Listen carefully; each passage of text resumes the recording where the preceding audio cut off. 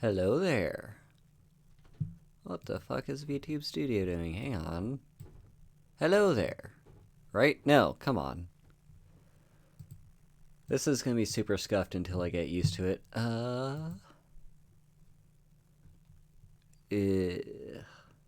What the heck is my hair physics doing, by the way? Look at that. Look at my hair physics. It's like, ah! And then normal, and then, ah! And then normal. Oh, a little why there. Okay, let's... How do we do this? Make myself a little bit bigger. I want to be like right there. Does that work? No, I'm too big. And something weird is going on with my model's hair physics today. I'm also like, I feel like I'm usually smaller than this. I'm still getting VTube Studio and OBS, everything where I want it to be. So forgive me if this is a little weird. Come on, hair. Is my hair doing fine? No more hair freakouts? Good.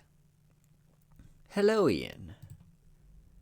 It is good to see you here, sweetie. So, Skyrim, huh?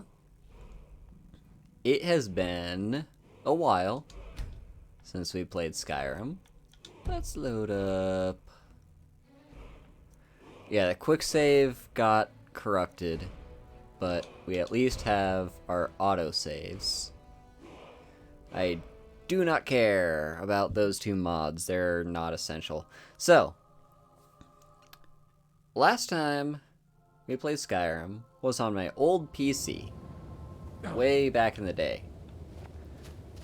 Like 2 weeks ago or something. I don't know. So you may notice a slight graphical difference. Oh, speaking of the fact that this is now on a laptop, I should plug that in. I'm not very used to making sure stuff is plugged in. Hang on. Just so you don't die on me while we're streaming. There we go. Okay. Now... yeah, so we've got Skyrim. I've got most of the mods loaded... Mods loaded back in. I got most of the mods loaded back in. The reason we couldn't do Skyrim for a while was because my PC decided it could no longer stream that game, even though this is like the one game it should have been able to. So, but we're back. And I feel like we're close enough to the end of the Companions Guild questline that we should be able to finish this in a single run. So, oh, by the way, here's another thing I forgot to open up. Yeah, my stream labels. Hang on. I need to get those. Come on. Come on. Why are you there? You're not supposed to be there. Yeah, why? I can't grab them. They are actually just like at the top of the whatever. They're fine as long as they're there. As long as they're open, that's all that matters. No, I did not get a new PC, Ice. This is my laptop. The old, you know, my gaming laptop that's not as good as my... Oh, thank you for the follow, Anaz Bunny? Thank you for the follow. Yeah, no, this is just my laptop. My PC is still in the shop. I should hear back about it maybe 2 days from now at the earliest. But I'm very unlikely to get it back before I leave for Japan. So, yeah, I wasn't able to stream this game like at all because of crashing and stuff. We should be back and able. Anna, Zay, is it Zay or Z? Anna Z Bunny? Now, what also extremely sucks about this is I cannot see my health bar.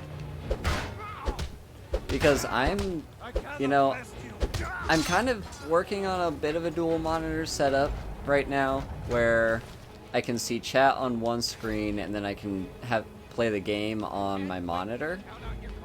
Z like the letter, Anna Z. Anna Z Bunny. Gotcha. Yeah, I cannot see my health because as far back as I can lean my laptop screen so that I can see the second monitor, it doesn't show the very bottom of the screen, and therefore my health bar is being covered up by my laptop. So, this may not work. Hang on, I need to... Maybe if I play where it's not full screen... not gameplay. Display... Well, first of all, we want subtitles. Second of all... Maybe it's not here. Hang on. Alright, I bet... Bear with me for a second. I need to exit the game so that I can reopen the game. And from the options here, there we go. Make it not... Yeah, windowed mode. Resolution...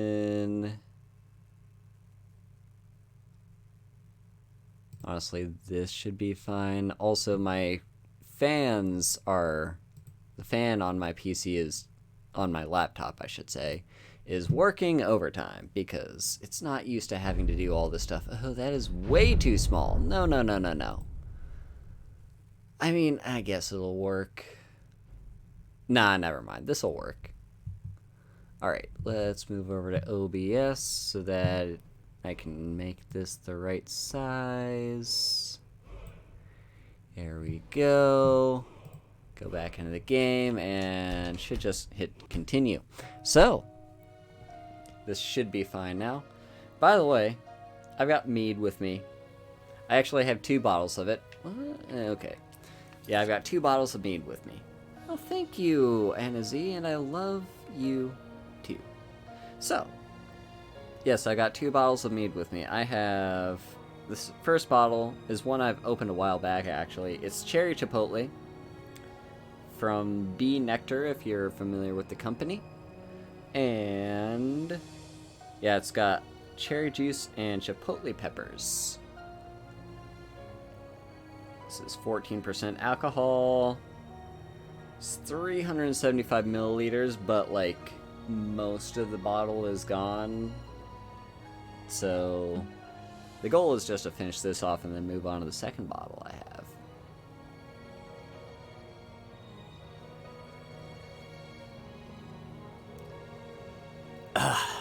Oh, that feels good going down.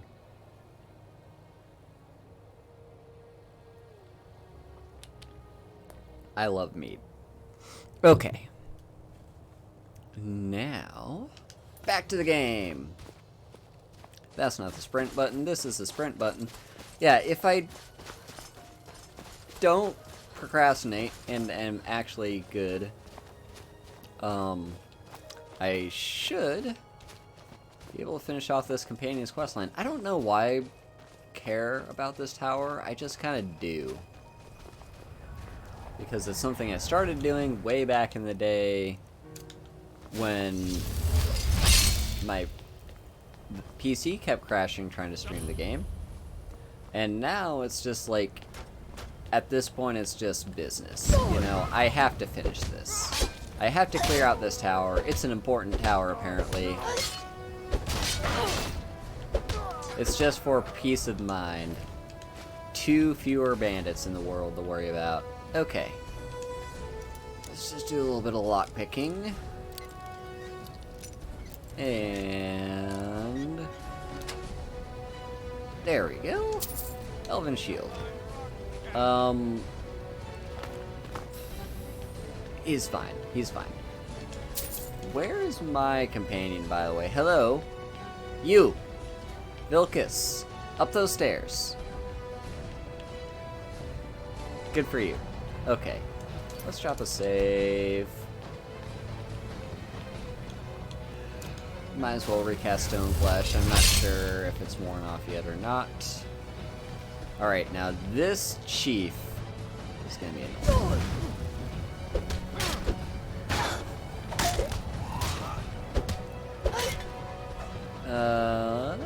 Come on. Oh dear. Hey, block.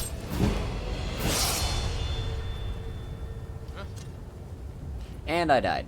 Okay. By the way, I am playing with mods, and I will explain what those mods are here in a second. Vilcus, why weren't you helping?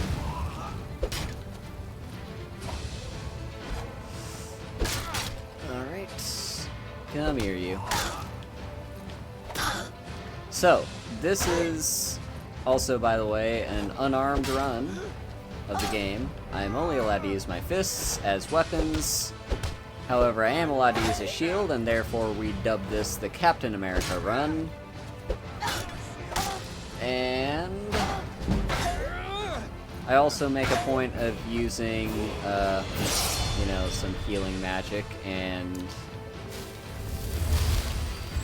alterations so that I can, at the very least, like, boost my defense. Because that is not an offensive ability. There we go. Alright, drop a save.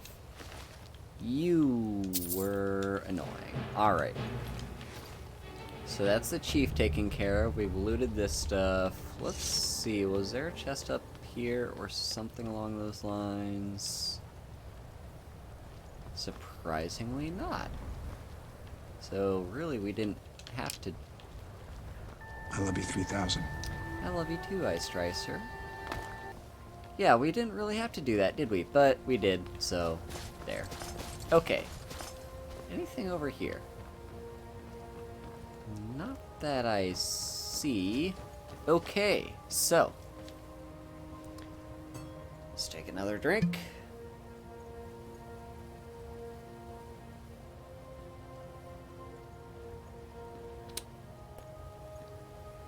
And level up. So, what do we need? Why is my health at 293? That seems... Oh, right, because I'm wearing a necklace that gives me 33 health, right? So, I mean, let's get Magicka up to a nice round 200. We could definitely use more health, but Magicka getting up is good. Okay, first thing we check is smithing. It's not going to be where I want it to be, but it's always worth checking. Heavy armor. We could go for cushioned into conditioning. How far away are we from matching set?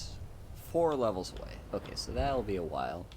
Block is at 70 now, though. That's an important level. Gets us block runner. Do we want that? I mean, it seems fine. Also, shield charges. I mean... Okay, so this is an ability that I haven't used much. I've played like one character that specialized in block. But that was pretty fun. Imperials or Stormcloaks? Are you talking about me or for this run? I mean, I guess it's the same answer for both, right? It's gonna be the Imperials. Me personally, I am more leaning towards the Imperials as an ideology, but also just like in general, like I'm playing as a Khajiit, and the Stormcloaks are going to be hella racist to me. So,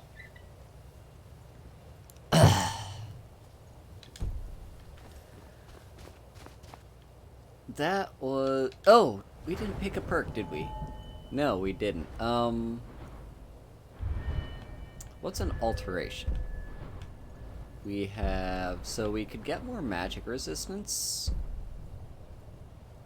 That's honestly really tempting.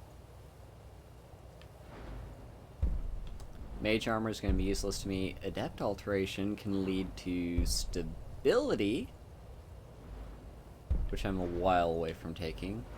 Also, do I even have that many adept alteration spells? Ooh, but also enchanting.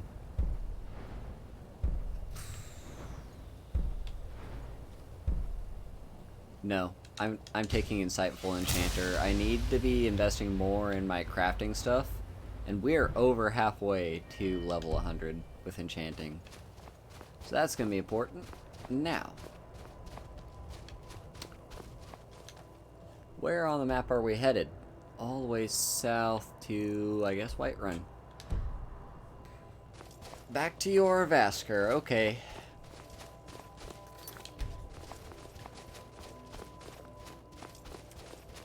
Oh right, I'm playing with mods. This game is not heavily modded, and in fact I removed, I guess 2 mods since I moved everything over from PC. But, well, from my desktop PC. So we got the unofficial patch, because Bethesda cannot be bothered to fix their own bugs. We've got the AI overhaul, which is supposed to make it so NPCs don't just talk to you randomly when you're standing like 5 feet away from them. I don't think it's done that for me. At least I haven't really noticed a major difference in that area. But what it does do is it adds like new AI behaviors for NPCs, like they'll walk around outside town and stuff, so that's nice at least. Fantasy soundtrack project. You might have heard in the background during that combat and stuff. Basically, after having played this game for literally thousands of hours, the OST, as beautiful as it is, does kind of get old. So this just mixes in a few new things. It doesn't replace anything. You still hear the original soundtrack. And yeah, there's 2 parts. There's the combat music and the regular. And then cutting room floor, because there's a bunch of cut content from the game that Bethesda never included in the final cut because they were crunched for time, or because they felt a certain quest wasn't going to work out, or it's like various dialogue that they felt was too much for the game and so they cut it.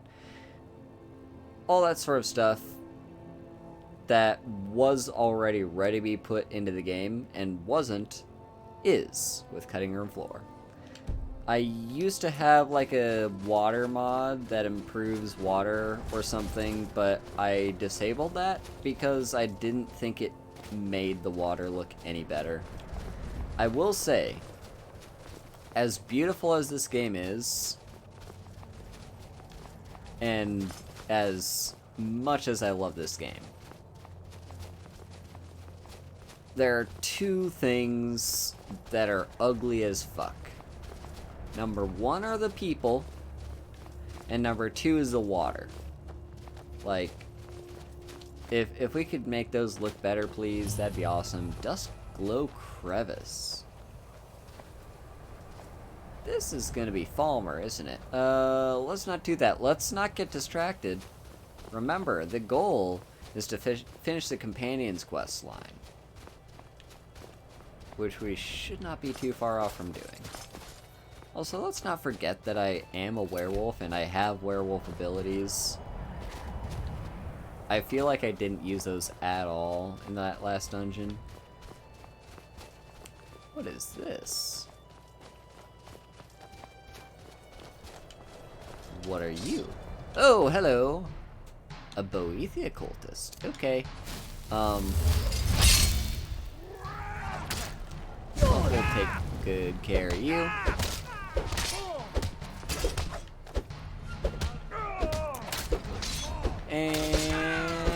dead. Hello.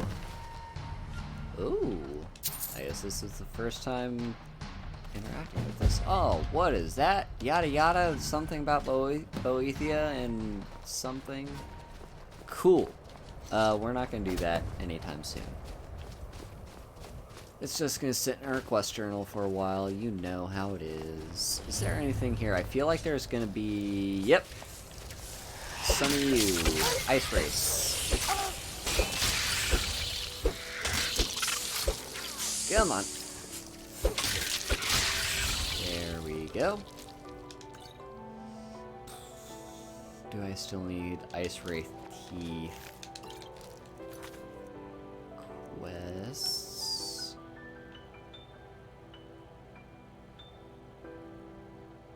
I don't think I do.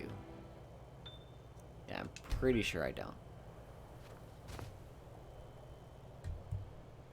Man, this fan is working. Okay. I mean, like, here's the thing. I don't like to overclock my fan on my laptop at all because I have a history with bad laptop fans.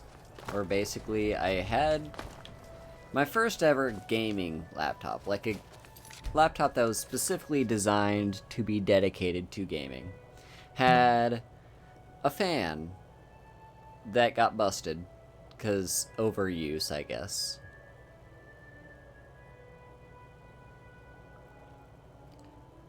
And that was annoying as hell and really stressful.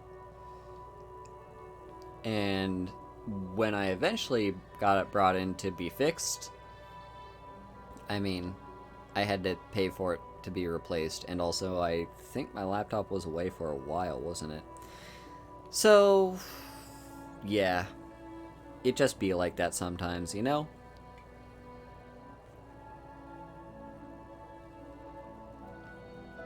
And that is the end of the Cherry Chipotle Mead, so say goodbye to that bottle. Now we're gonna put the cap on this other bottle. But here's the rundown of this next mead bottle. So this one is 13% alcohol by volume. It is 500 milliliters. It is by Unpossible Mead Inc., which is located in Dwight, Illinois. The mead itself is named Another Man's Treasure. And it is mead aged on white grape skins. Ooh. I'm not going to take a drink just yet. I should actually hydrate with some actual water, but just taking a sniff there. It does smell very fine. Alright. So, cap on there. Drink some actual hydrating agua.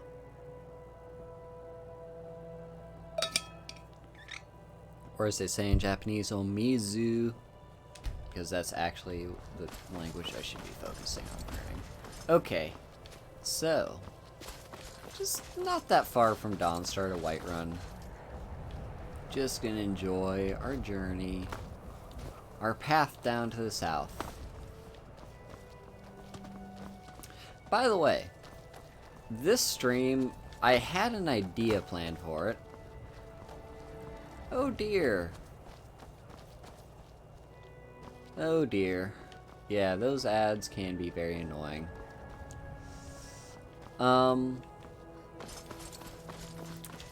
So this stream, initially the plan was for it to be kind of an endurance stream, because I figured I've only done one endurance stream, like, ever, I think. It was... Well, no, I don't think I've only done one. But, like, the main... The last one I can remember doing that was like an actual endurance stream was where I tried to finish off the first Assassin's Creed game in a single run, of which I, for the record, could have done if it weren't for a game-breaking bug. But the idea was, like, I was thinking, you know, I could probably do that with Skyrim. You know, because I wouldn't finish the game, but I could basically go, like, you know, let's say, kind of have it kind of like a pseudo-subathon, you know?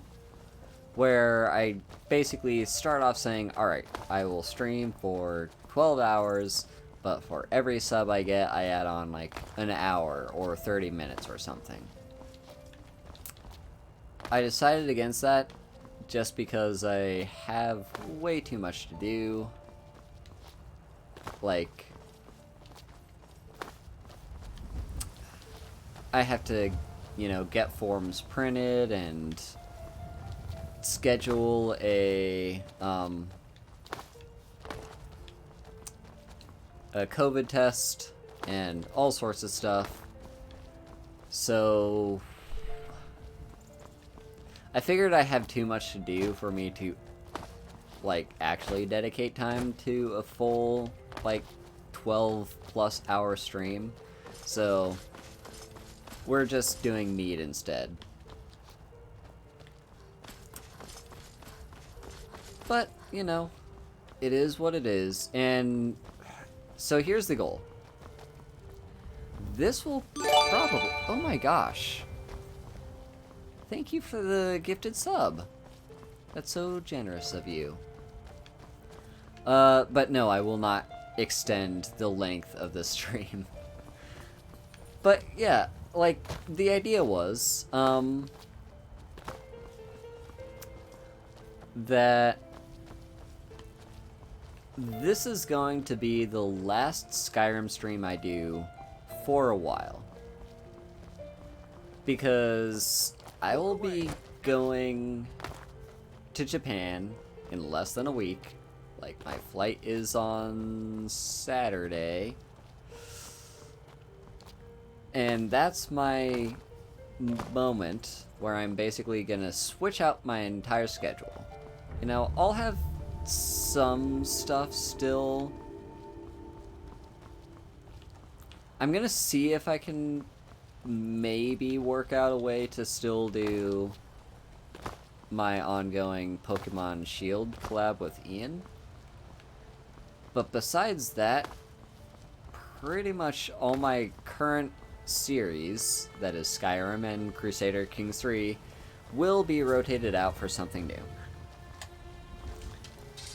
And which is also why Crusader Kings 3 on Thursday, I'm hoping will be the last episode of that. You know, I'm hoping I will formally unify the High Kingdom of the North Sea, and that will be the last we have to do with that game for a while. I'm still not entirely sure what I'm going to be playing, because I'm also not entirely sure how much time I'll have to, you know, stream and stuff like that.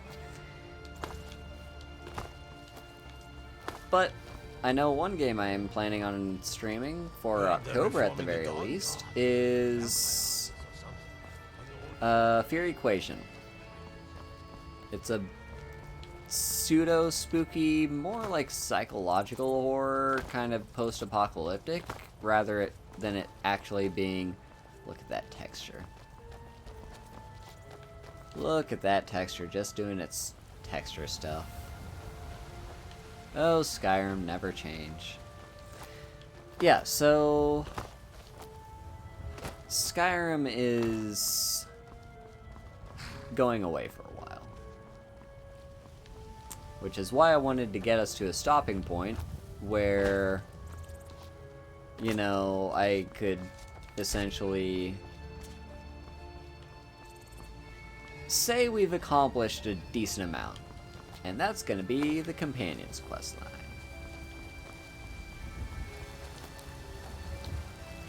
So, it's possible I'll hold like a vote for what I want to do. The problem is, I need it to be a game. Oh dear. Oh dear. Look at this. Oh, the game is struggling. So, yeah, Whiterun is just not having a good time. That door is not even really loaded in.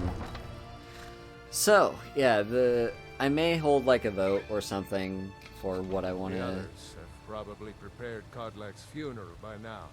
Come up to the Sky Forge to pay your respects. Will do. Yeah, so the idea is when Skyrim's over, well, when Skyrim's on hold, I guess, hiatus, I need to find something to take up its slot. And we'll have to see what that's going to be, but ideally it's going to be something that doesn't take up too much of my desktop memory. Because this laptop has how much SSD? It's not even all that much. I think it's less than 500 gigabytes. Like 375 or something like that. It's really not all that much. I did buy some external, like, upgraded storage, but that's still being made. Like, it was part of a Kickstarter. So that's going to be a while before it actually gets here, and it probably won't be delivered until after I move to Japan. So we'll have to see where that goes. Anyway, let's do this funeral. We'll start. I'll do it. Before the ancient flame. We grieve. At this loss, we weep. We weep. For the fallen, We shout. And for ourselves. We take our leave.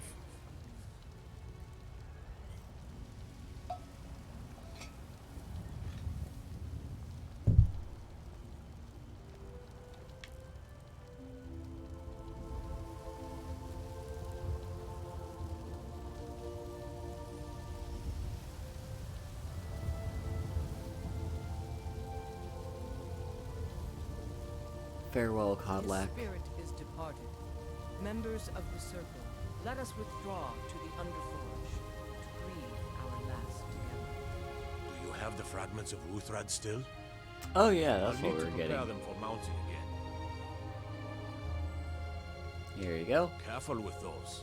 Don't want even more fragments, do we? Of course, I have a small favor to ask of you. There's another piece that Kodlak always kept close to himself. Would you go to his chambers and bring it back for me? I'm not sure I'm the best one to go through his things. That's fair. Thank you. I'll be here. Alright, but before we go, let us take a drink. For Kodlak.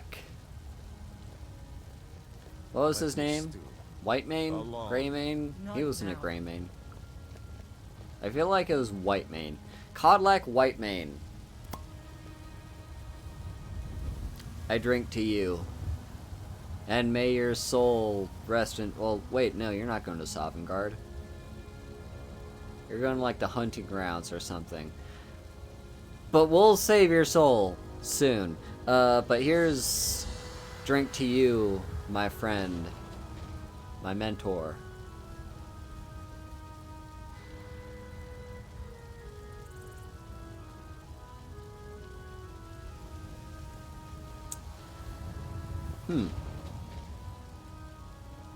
Interesting.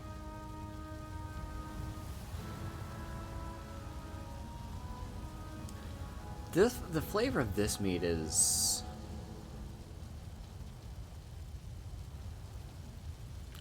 I can taste the grape skins. Let's put, like, I can taste the white grape.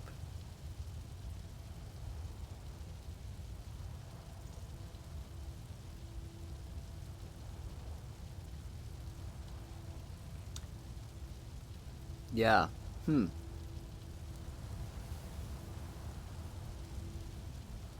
I kind of like it. I'll also say this mead is a little bit drier than the mead that I just finished off, the cherry chipotle. This one is like, it's still sweet, but it's like,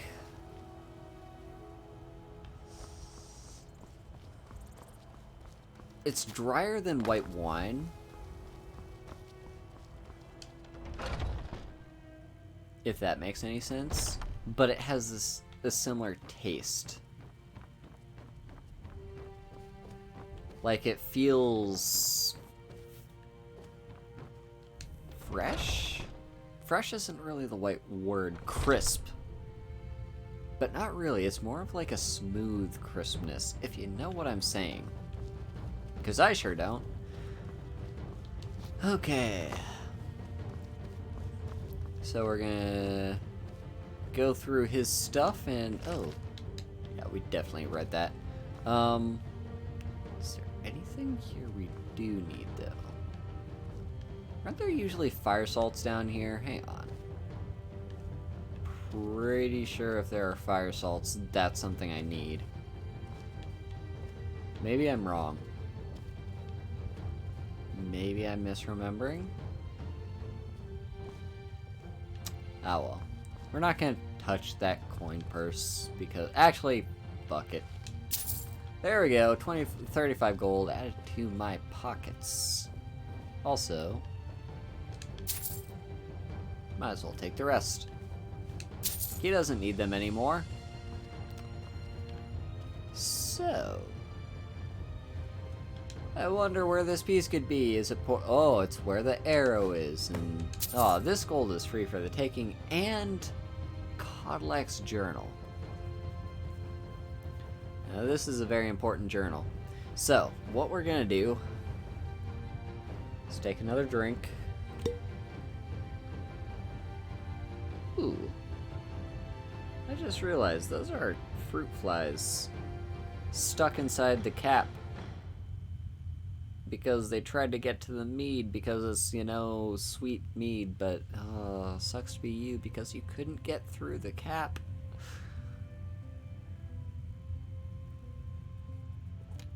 Alright, so let's read this journal. In my dream, I see the line of harbingers start with Ysgramor. Each of them ascends to Sovngarde until we come to Terfig, who first turns us the ways of the beast. He tries to enter Sovngarde, but before he can even approach soon, he is set upon by a great wolf, who pulls him into the hunting grounds, where Hircine laughs with welcoming arms. Terfig seems regretful, but also eager to join Hircine after a lifetime of service as a beast. Then I see every next harbinger turn away from Sovngarde and enter the hunting grounds of their own accord, until it comes to me, and I see great soon on the misty horizon beckoning me. It appears I have a choice, and then, at my side, a stranger I had not seen before. As I look into her eyes, we turn to see the same wolf who dragged away Terfig, and she and I draw weapons together. I realize this is only a dream, but a strong enough dream to inspire a man like me to take to writing, so it must be of some import. Is this Khajiit innocent? Maybe, I don't... Not really. So, he had a dream about me. I don't know what weapon he saw me drawing, because my only weapon is my fist. But, what next? I've spoken of my thoughts to the circle, withholding the part about the stranger, lest Skjor worry I will no longer seek his counsel, and I was not surprised to see them torn by it. Skjor and Aela are strong in the ways of the beast, and even seem to suggest that the hunting grounds would be their choice of afterlife if it were truly a choice. Vilkas seems more troubled. The boy is as fierce as a saber cat in battle, but his heart's fire burns too brightly at times. He felt deceived, and I don't blame him. Farkas didn't know what to think, but I believe he will come around with me and his brother eventually. He usually does. I don't know what to do about Skjor and Aela. I know they respect the companions and me, but they take to the blood more deeply than the rest of us. Thank you for that Hydrate Ice Dreiser. I'll hydrate with actual water. Fortune smiles upon us.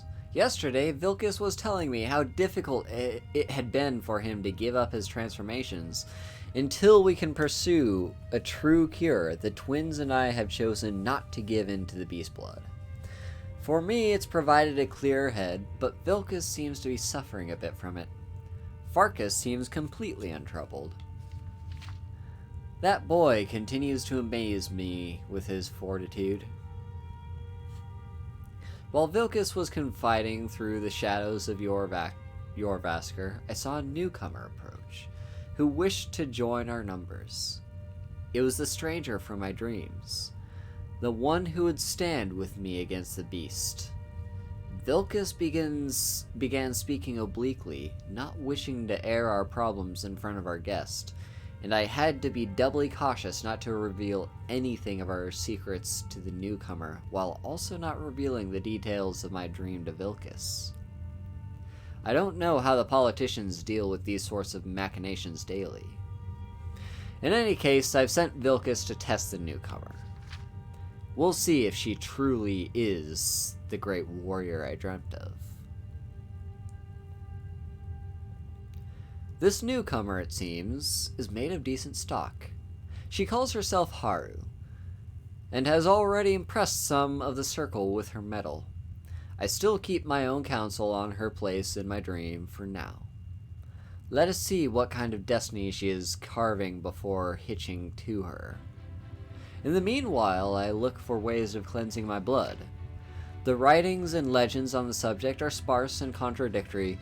I don't wish to engage any wizardry on this matter, but I fear they may be the only ones who best know how to navigate these worlds of knowledge. It's apparent to me now that Tirfig's choice to turn us was indeed a mistake. Magics and their ilks are not in keeping with the spirit of the companions. We face our problems directly, without the needs of such trickery. I can only hope to guide us back to the true path of Ysgramor before the rot takes me. Haru continues to impress. I don't know yet where she will stand on the question of the blood, but the question has not been presented yet. She does know that we carry the beast blood and appears curious about it. Soon enough I can explain our troubles and hopefully see what role she will play. I'm amazed that Aela thinks she can keep a secret among this drunken rabble, especially with the loss of Skjor. My heart does ache. Emotions are fraying, and the walls of discretion are the first to fall. Apparently, she and Haru are waging their own separate war against the Silver Hand in retaliation for Skjor's death. Their hearts are noble, but the course of vengeance is running hot, and I fear the counterstroke that may come if they do not rein in their fury. Haru shows valor, though, even in this more underhanded time. We have not had the chance to speak much, and that is something I deeply regret. I have high hopes for her destiny, and I realize that her appearance in my dream may indeed mark her as a harbinger to succeed me. I have received few dreams over the course of my life, but when they come, I have learned to trust them. I have also learned to trust the instincts of my heart, which tells me that Haru can carry the companion's legacy as truly as any residing in Jorvaskr, especially with the loss of Skjor. Aela is too solitary, Vilkas too fiery, and Farkas too kind-hearted. Only Haru stands as a true warrior who can keep a still mind amidst these burning hearts. I will not speak to her of any of this, though. It is too much to burden another with. My hope is that she and I can keep counsel over the coming years, that I can impart the wisdom of a harbinger, all things in time. Firstly, I will seek her assistance in the matter of the witches of Glenmoral. It would appear that our path to the cure is not without some poetic justice for the tricksters who first cursed us. So, Skjor had dreams about us and believes that we have the wherewithal to inherit the title of what's it called? Harbinger. What kind of weapon do you prefer? So, let's I like the small take a quick drink of water. Yes, you're very fond of saying. You know I. Hydrate myself after all that reading. I can get in and out before you have one swing. Now, Let's test that. seems the companions have gone their separate ways and are doing their own things. Now, let us talk to Kodlak. I've read this book, right? Yes, I have. Kodlak, I've got a You're thing back. for you. Thank you. Your shield siblings have withdrawn to the Underforge. I think they're waiting for you. Fragment of Wuthrad has been removed, and we shall retreat to the Underforge to convene with the Circle, talk about Kodlak's death, and probably something about what sort of after-party we should throw to commemorate him. Hopefully it involves One wish Mead. before he died. He didn't get it. It's as simple as that. Being Moonborn is not so much of a curse as you might think, Vilcus. That's fine for you. But he wanted to be clean. He wanted to meet Ysgramor and know the glories of Sovngarde. But all that was taken from him. And you avenged him. Godlack did not care for vengeance. No, Farkas, he didn't. And that's not what this is about. We should be honoring Kodlak, no matter our own thoughts on the blood. You're right. It's what he wanted, and he deserved to have it. Kodlak used to speak of a way to cleanse his soul, even in death. You know the legends of the tomb of Ysgramor. There, the souls of the Harbingers will heed the call of Northern Steel. We can't even enter the tomb without Wuthrad, and it's in pieces like it has been for 1,000 years. And dragons were just stories, and elves once ruled Skyrim. Just because something is, doesn't mean it must be. The blade is a weapon, a tool. Tools are meant to be broken and repaired. Is that... Did you repair the blade? This is the first time I've had all the pieces, thanks to our shield sister here. The flames of Hero can reforge the shattered. The flames of Kodlak shall fuel the rebirth of Wuthrad, and now it will take you to meet him once more. As the one who bore the fragments, I think you should be the one to carry Wuthrad into battle. The rest of you, prepare to journey to the tomb of Ysgramor for Kodlak.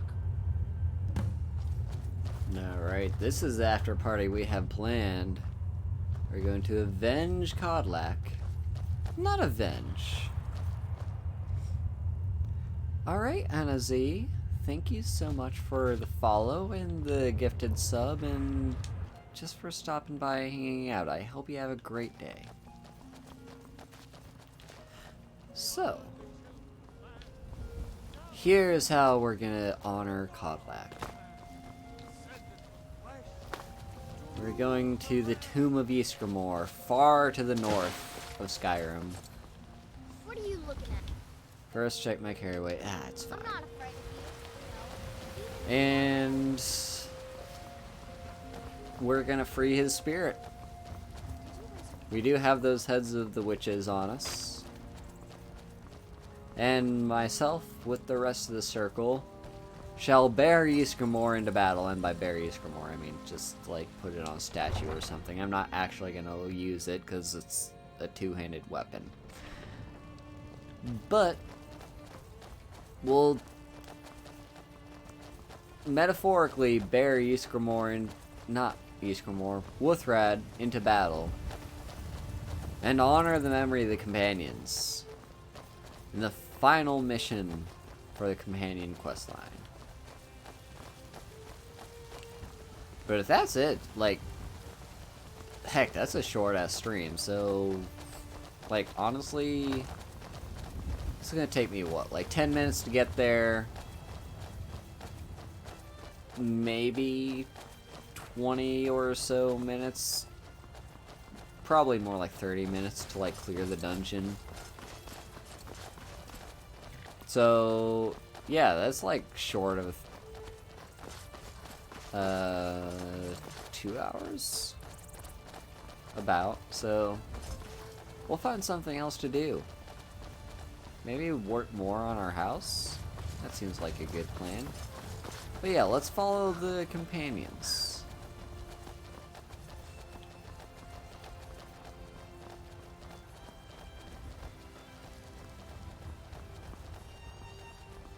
Though first,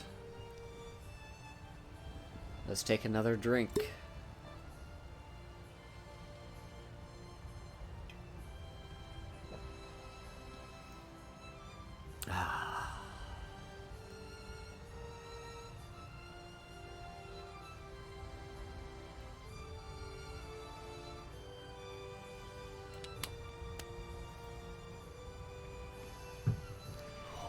Yes, okay. Now I'm ready to avenge Kodlak. How are you guys so much faster than me? Is it because you have heavy armor conditioning and I don't? That's probably it. Has nothing to do with the fact that the NPCs in this game don't have the same running speed as one another.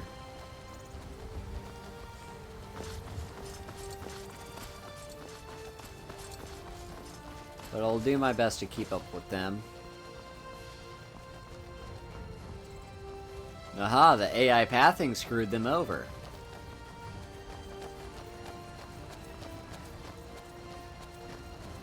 Yeah, I don't usually do this when I play this game. Like, I'll do a quest, get to a point where I have to meet NPCs somewhere, and then I'll just, like, kinda not do that quest for a while. So, you know, we're gonna kinda see, for the first time in a while, I will actually be running alongside the people that I'm supposed to be journeying with. I'd stay away if I were you. I'm gonna do my best to keep ahead of them, because I know roughly the direction that they're headed. And I've actually got to the point where I'm, like, ahead of the pack.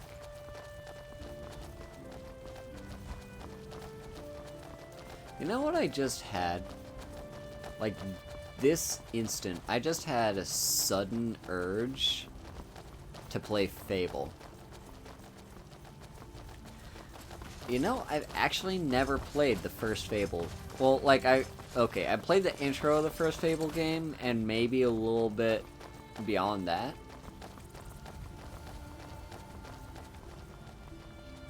But I personally...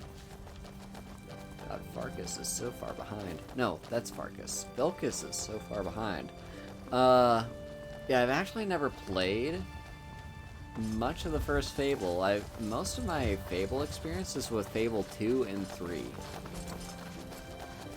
Both of which, in my opinion, are fantastic games. I know, like, high fantasy fans that are fans of, like, Fable 1 are basically like, well, Fable 3 is not a real Fable game or whatever, it's, like, not that great. And then Fable 2 is, like, decent, but not as good as Fable 1. I am in disagreement. Okay, first of all, Fable 2 was my first ever RPG, I think. It's at least the first one that's like in my head as my first ever RPG. And then Fable 3 is the sequel to Fable 2. Where's Ayala going? I guess this is where we split up. I'm gonna follow Farkas, because he's like still on the road and stuff. Hey, watch it.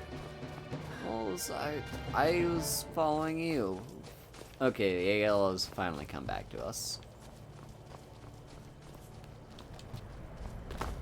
Yeah, this will be fun to play on stream. The problem is Fable 2 was an Xbox exclusive, wasn't it? And there's got to be a way to play it on PC, right? Like, isn't that a whole thing about Xbox? Is like, if you have the Xbox Game Pass or whatever, then you can play any Xbox games on PC. That's a thing, right? Oh, this game's beautiful. Just look at that sunset over the mountains.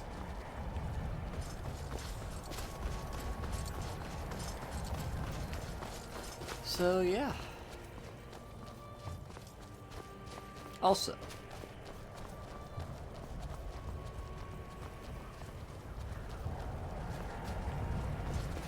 I forgot what also was. My mind blanked there.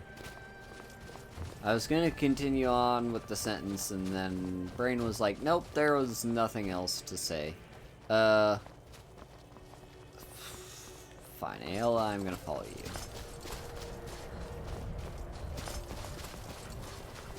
Okay, turns out Ayla and I both got sidetracked.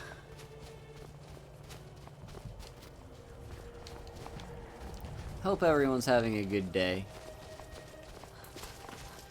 I realize this stream is not my usual start time, and that's not even because I had like other stuff to do that's related to me leaving in less than a week. It's really just like, number one, I had like, number one, I went for a walk because I've been feeling very stressed out, so walking helps to clear my head. Number two is because there was, oh, we've got some enemies to fight. Sweet. So, yeah, number two, oh, Fort Fellhammer. We know this place. Yeah, so reason number two being that I decided to just kind of treat myself and order lunch. So I went with Grubhub to get me an Impossible Whopper from Burger King, because those are really, really good. Like, I enjoy them. I also just like to support Burger King because they went so far as to get Impossible Meat, which not enough fast food places have gone that route.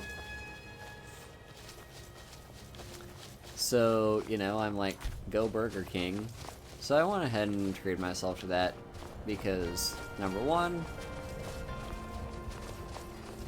it's just, you know, I deserve it. Number two, because, well, if I was gonna do a drunk stream, I don't want to do it on an empty stomach. Number three, because this might be the last Impossible Whopper I have before I go to Japan, so I just wanted to do that. Also, oh, look at this gorgeous golden sky, and I know the graphics setting is lower than it was on my PC. It doesn't matter. This is amazing. I should have a better differentiation between, because I know a laptop is still technically a PC, as long as it's like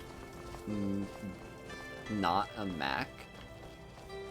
It counts as PC, right? So this is a PC, but like, specifically, you know, like, the difference is, like, you know, desktop versus laptop. But more specifically, it's just like... This is what I'm doing. There they go. No sign of it. Yeah, more specifically, it's a matter of, I don't know. I just feel like I need some better distinction between the two. So, for future reference, Gaia is the name of my desktop PC that I was streaming. I did not consume a heart. What the fuck are you talking about? Yeah, Gaia is the name of the PC that I was streaming on up until this past week. So, that's the distinction there.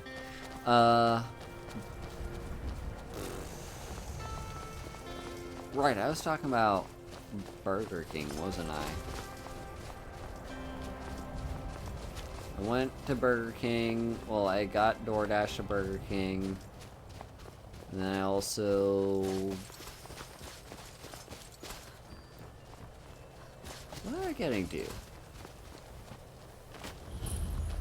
Right, the reason the stream wasn't my usual start time. Also, we finally discovered Dawnstar. Woohoo! We're not gonna bother with any of the stuff here yet. Ironbreaker mine is 3 times the worth of that Quicksilver mine, and it's fathead owner. I'm just gonna, like, do my best to follow these guys. I don't think they know what they're doing, but whatever, you never know. Right, yeah, I was talking about, like, the lower graphic settings. What was that? But yeah, like, I went on a walk, and I also went ahead and helped myself to Must have scared them off. a, you know, an Impossible Whopper, which took, I want to say, like, 45 minutes to get here. No, it was about 50 minutes, because I ordered it at, like, 2:10, and it got here at 3 o'clock. So I had to finish that for stream. Arcus, what are you doing? What are you doing, friend? Alright, I'm just gonna follow Ayla, you'll catch up. So... yeah, pretty much, I mean, that's the reason why the stream was not the usual time. It had nothing to do with me having to do other stuff related to me leaving. It was really just me having to do stuff to stress relieve myself from the fact that I was stressing about various stuff that I had to do before leaving. But that's all taken care of. Hell yeah. Also, first time in a while that I've worn a skirt. Because, you know, those 2 skirts that are amazing that I got a while ago and enjoy wearing while I stream. Yeah, I have not thrown any of those on for a while because I basically took a week off streaming because Gaia had to be brought in due to issues. And then I eventually got around to, on Friday, getting everything set up and ready to go for streaming, you know? Wow, this was just an, like, useless detour, wasn't it? We didn't need to go this way. The AI pathing just sucks. So, there we go. Oh, right, another important thing about today, and part of the reason why I wanted it to be something special, like a pseudo subathon endurance stream or just a drinking stream, is because we have something to celebrate. And that is 6 months ago technically it was 6 months ago, a week ago, but 6 months ago, I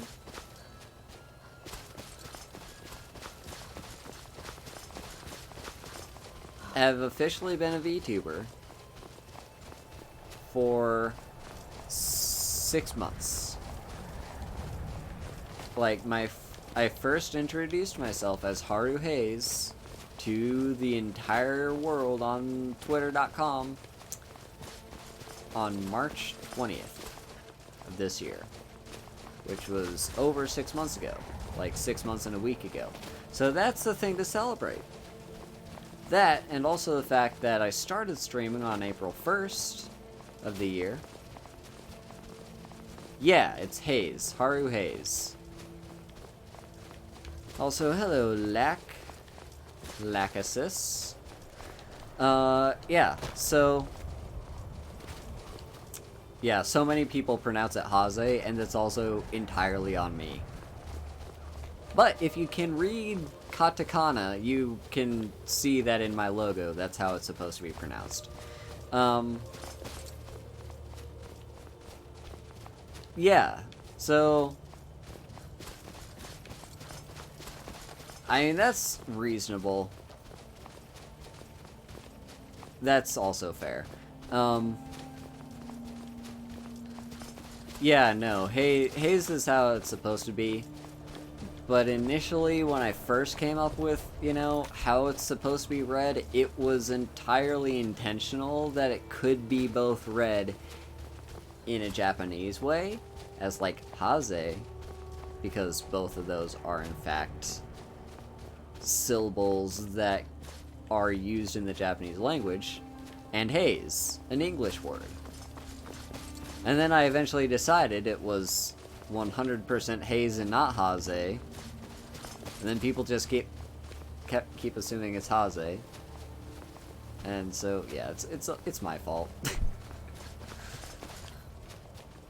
But yeah, that is how it's pronounced. So, what was I saying? Oh yeah, 6 months ago, Haru Hayes became a VTuber. And also, these two have no fucking clue what they're doing. Like, Ayala and what's your name? Are you Farkas? I think you're Farkas. Farkas? Yes, Farkas. Ayala and Farkas have no fucking clue what they're doing. Meanwhile, Vilkas is, like, all the way over at the location, probably.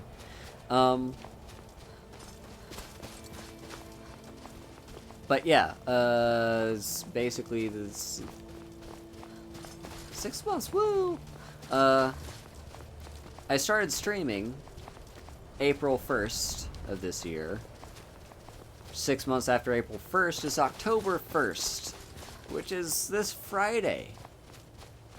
Thing is, I can't really celebrate that, at least not on stream, because I'll be busy doing other stuff, like going to Chicago, and picking up my passport, and visa, and,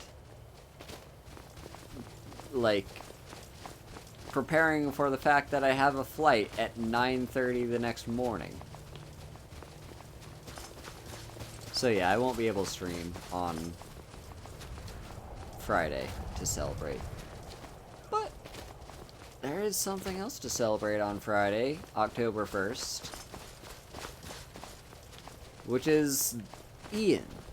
Vampire Ian is having their re-debut stream, where they will be showing off their brand new model, as well as their new, like, all sorts of other stuff. I don't know how much I should share with you all, because I know some of it is supposed to be secret. But, like, they'll have a whole bunch of new stuff, as well as their new model, and also their subathon, tipathon. It's a tipathon because they are not affiliate. It's a tipathon stream to basically, you know, support them and simp for them and just throw all your money at them. That's what it's. And if you don't, I will come for your wallet. But no, it's like, in all seriousness, just do what you can. You're not expected to give money. You know, you have to take care of your own needs. What the fuck are these guys doing? Okay, I'm gonna do like one more loop with them, and if they don't figure out their pathing, I'm just gonna go ahead of them. So, basically, yeah, you know, the thing with all this stuff is take care of your own needs first. But if you have any money to spare, and I mean any money at all, if you're looking to save up for a PS5, forget it. If you're looking to, you know, upgrade your PC, forget it. Okay, spend it all on Ian. And make sure they get all that good money, because there's a lot of good stuff with this Tipathon coming up, and I do not want to be the only person simping for them. Okay? I do not want to be the only person simping for them. I will be thoroughly disappointed in this community if no one else sims for Ian. Wow. Now Vilcus has also joined the confused party. They're so thoroughly confused as to how to get to this next location. They're just gonna run circles for all eternity.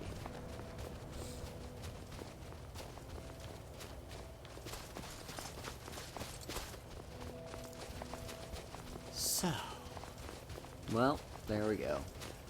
Also, it took me an hour and I don't know how long I've been going on this tangent. 10 minutes? It took me about an hour and 10 minutes since the stream started before I started going off on just like how awesome Ian is, and you should all just support them to the ends of the earth. But that's just how it be, you know? It's just like, you know, you meet someone, you click with them, and that's just where you are for the rest of eternity, you know? It's just how it goes. I need another drink.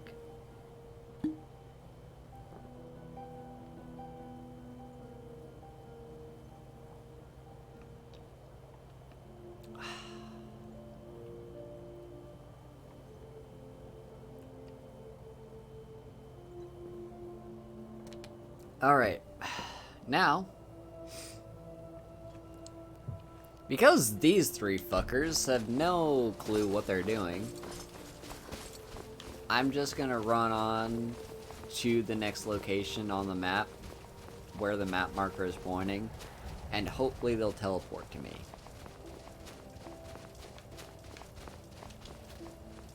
But yes, sometimes you just meet people that change your life. And that be who this person is. So, we are going to avenge Codlac. Yeah, these guys are just stuck in an infinite time loop. See ya, fucks! Okay, onwards and upwards to... I'm just gonna beeline it. I mean, there's probably a road that you're supposed to take, but maybe there's not, which is specifically why the AI is bugging out and unable to pathfind. Ooh, can I squeeze in here? I can! I totally hit my head on that thing, but you know how it is. Alright, let's also try and skirt past the museum. I don't want to trigger too many, like, cutscenes that you're supposed to see when you first get into Dawnstar, because usually when I first get into like a major city, I want to explore and experience all those cutscenes, but that's not what I want to do right now. Right now, I want to be headed on over to that location. But first, let's explore this tent. Now, I'm fairly certain I've talked about this tent before, but that was probably on the previous character I played before I started this playthrough. So that was like months and months and months and months and months ago. This little tent here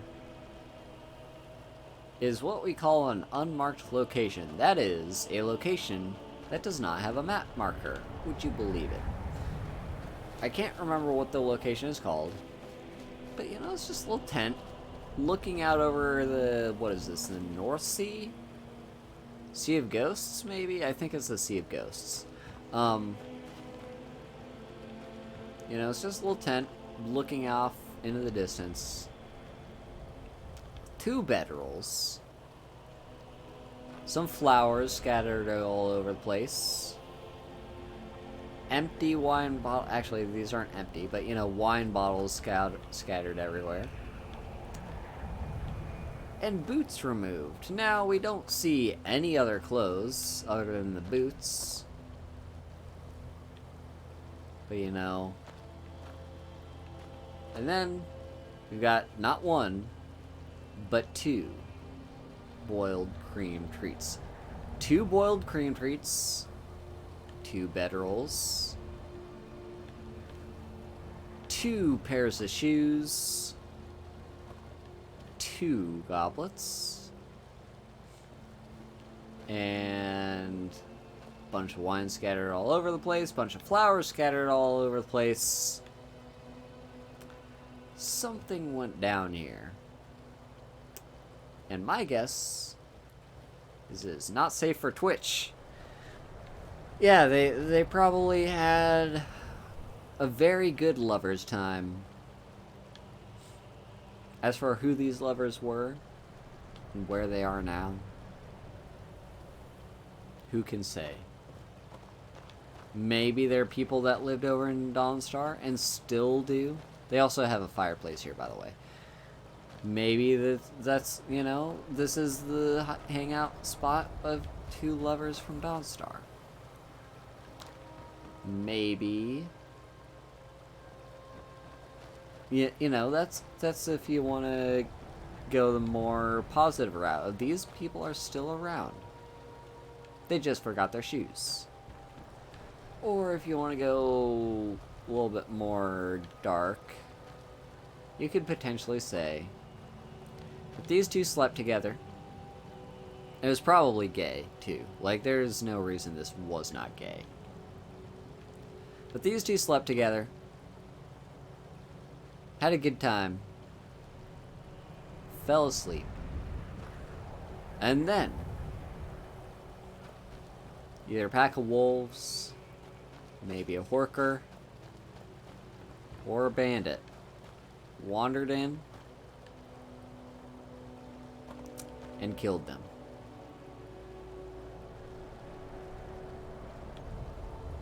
I really hope that's not how it ended.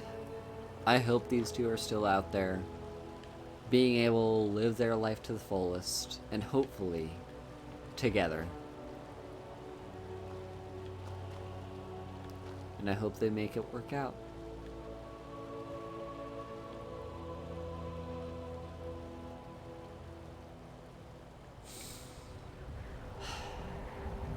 I do sincerely hope that's how it goes.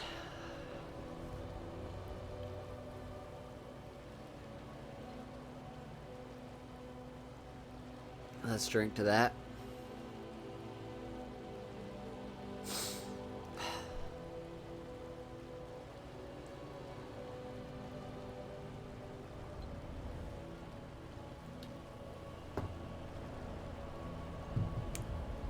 Yeah.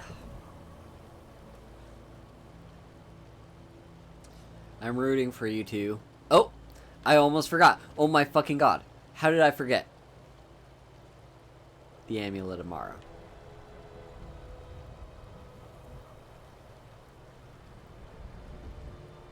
Now you know what the Amulet of Mara means.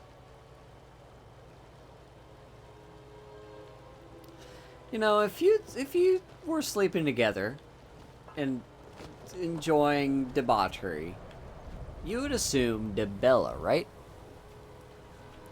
Debella is the divine of, shall we say, lust. It's love, but the more carnal, physical, intimate love. Mara is a different kind of love, and is usually used in a marriage proposal. So my guess is these two, whoever they are, if they're still out there somewhere, who knows? One of them proposed to the other on this night, whatever night this is, where they set up this tent.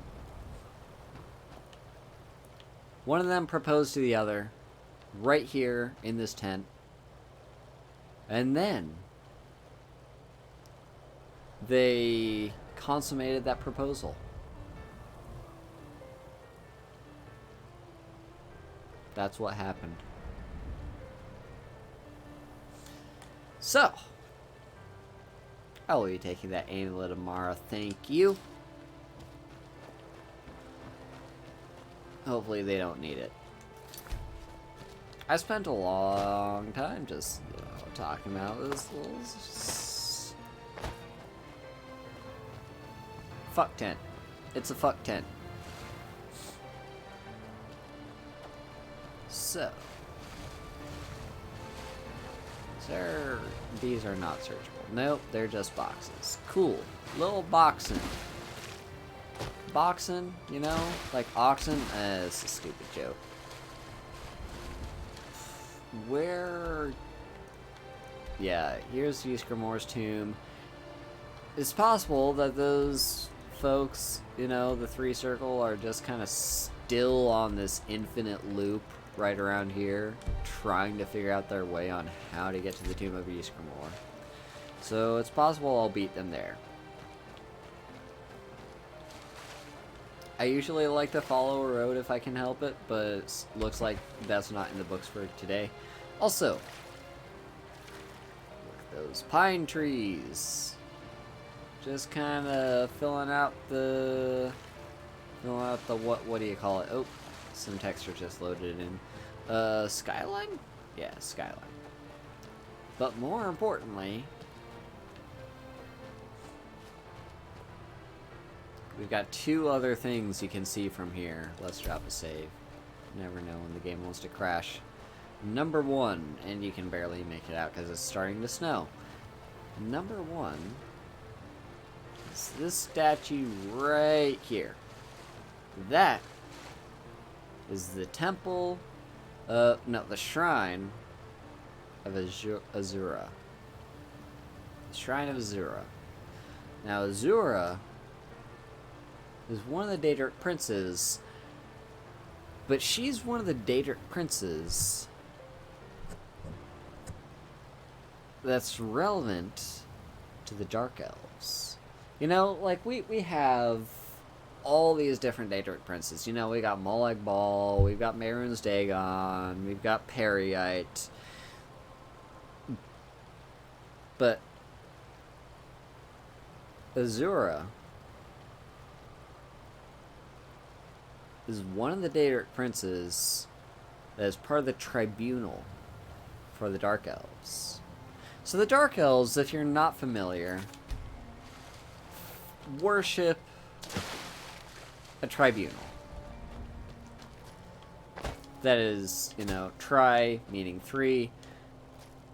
It's essentially three gods, but not three divines, or not the three divine, like not three of the 9 or 8 divines that you may follow.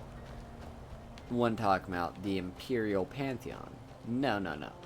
These are three beings that the Dark Elves, the Dunmer, consider to be divine and worship.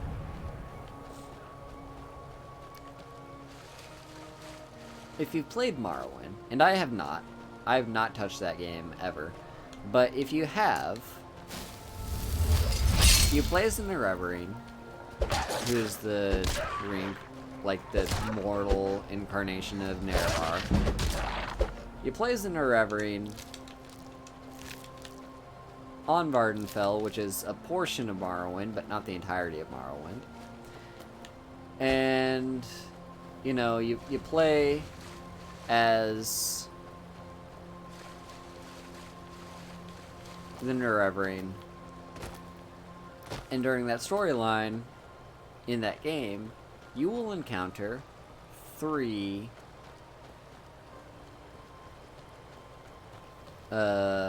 you know, the 3 tribunal members.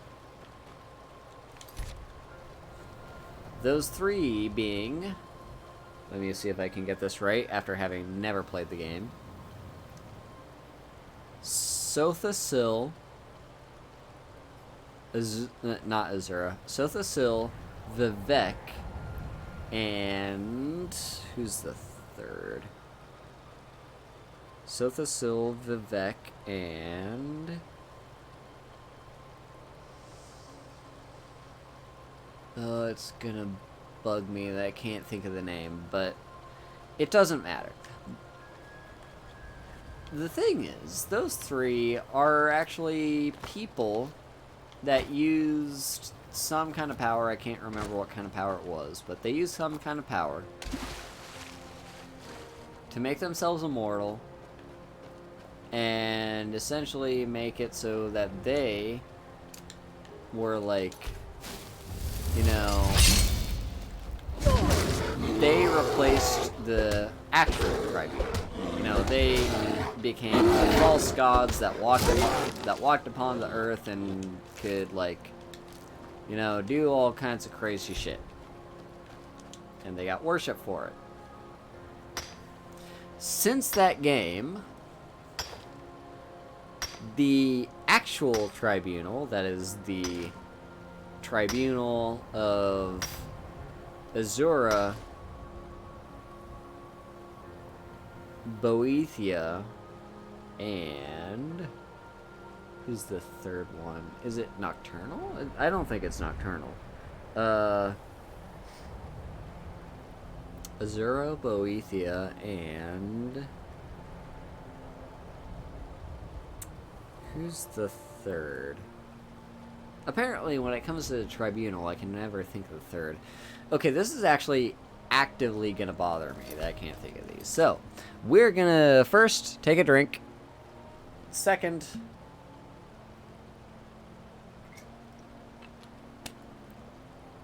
boot up the good old lexicon, aka Google.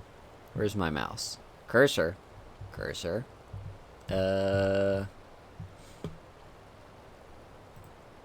There's the cursor. Okay. Bring you over here. Open up Google. Elder Scrolls Tribunal. And no, we're not talking about the DLC. We're talking about just, like, who are the freaking tribunal. Okay, so they're the ruling gods of Morrowind and the Dunmer. Vivek, Almalexia, and Sothasil. Okay, so that's the tribunal. The actual tribunal are Azura, Boethia, and Mephala. So that's who the tribunal are.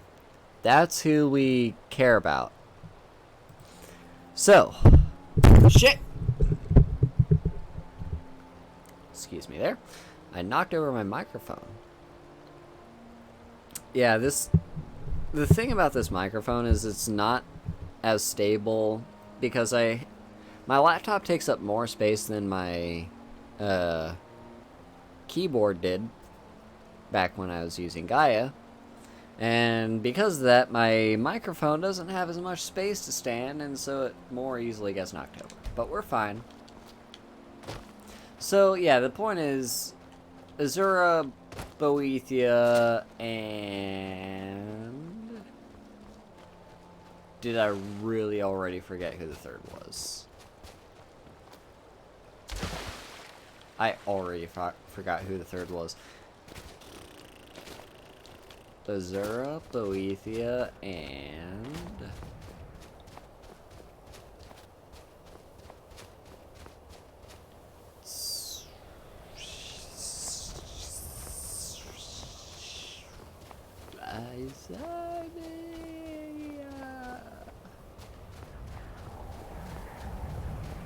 A third person.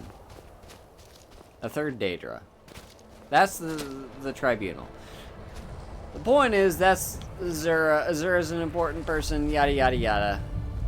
There you go. But, you may notice, there's a standing stone right here. Now, here's the thing about the standing stones. This one is, I believe, the Serpent. The Serpent Stone. The Serpent Stone, if I recall, is not all that useful. I mean, it has an activated ability, an active effect, I should say, where you can make... You can basically, paralyze anything you want.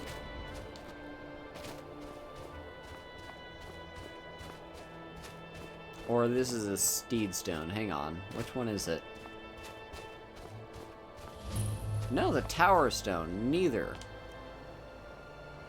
Those under the sign of the tower have the option to automatically unlock expert or lower locks. You may only have one sign of processing at a time. Yeah, so it's basically a worthless stone. Like, you can get that if you really struggle with locks in the game, but you should not be really struggling with locks in the game, because you should have an abundance of lockpicks.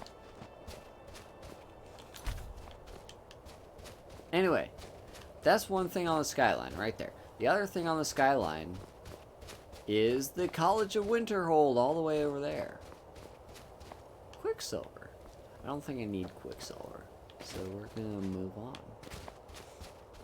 Yeah, so College of Winterhold is all the way over there. Also, this shipwreck is not on my map, so I'm not worried about it.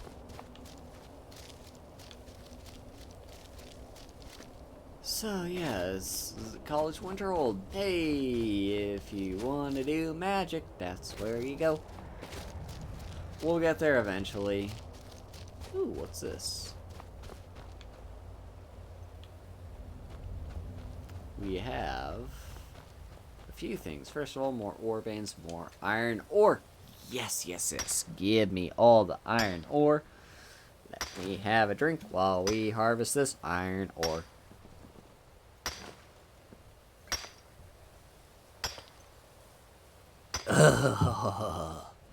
Good stuff. So, who is this? Who are you? Who be this person? Bedroll. Note for Shelly. Who's this Shelly? Still lit. We've got a basket and a cast iron pot, but no one is here. Alright, Shelly, who are you? Why are you important? Also, there's a barrel. And a sack. That's empty. Alright, what's this note say? For Shelly. Shelly, your ship should have arrived weeks ago, and I fear the worst has happened. I've set up camp on this rock as your ship should pass by here, and hopefully one of these days we'll be together again. If you're reading this, I'm probably out hunting or bringing in some supplies. I'll be waiting until I see your face again. Faithfully yours, Trias. Okay, so Trias sounds like an Imperial name. So this Imperial... Right, that's what the bones are. So we came across a sad story. We got a boat here.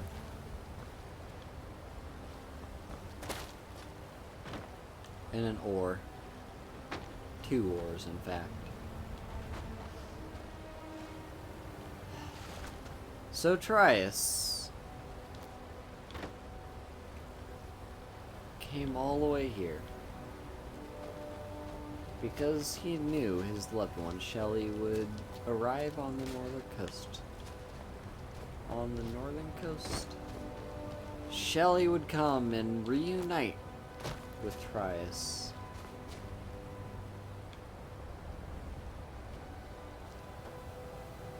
And he died waiting.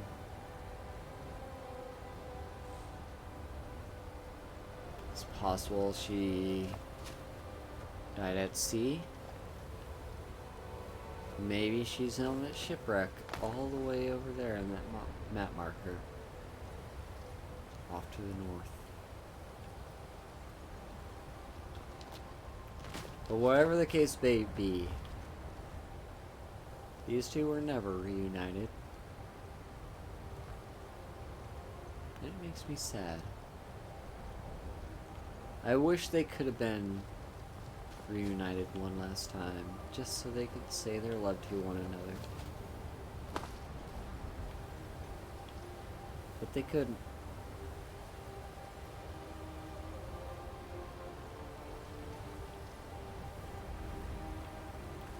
Let's have 2 drinks.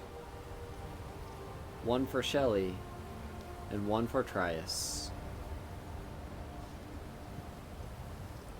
For Shelley, may your soul rest in Sovngarde. And may we hope that you will one day reunite with Trias. Hopefully you already have. To you.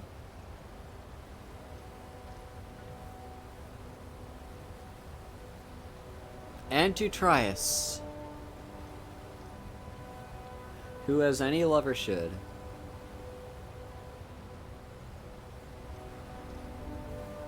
went out of his way just so that he could be with her one more time. Hoping to meet her, hoping it would not be the end. Sadly it was. Sadly it was never meant to be. But he held on to that hope until the very last moment. And so, we drink one more time for Trias. Hoping he can reunify with his lover in Sovngarde.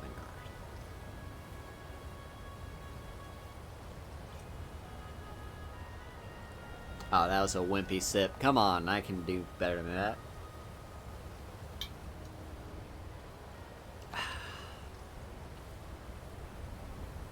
Here we go. Alright. Back to the game. Now, look at that. You see that? That is a statue of Talos. I knew for a fact there was one out here. All the way to the far northern reaches of Skyrim. But I found it. I found the Shrine to Talos. The glorious Shrine to Talos. Where? Hang on, let me... Is there anything around here? No, all that's just stuff. Alright, let's investigate this Shrine to Talos. I'm sure there's stuff there that I can do stuff with. Excuse me.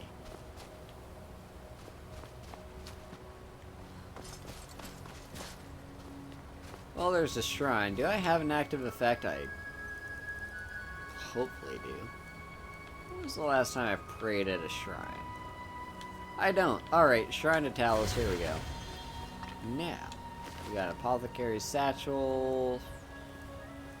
None of that's useful. A glass battle axe. Admittedly, not all that useful for my either. Ooh. The importance of where. I've already read it. Damn. Well, here we go. Now Talos is an interesting fellow. I don't know if any of you know of Mr. Rex. He is a YouTuber.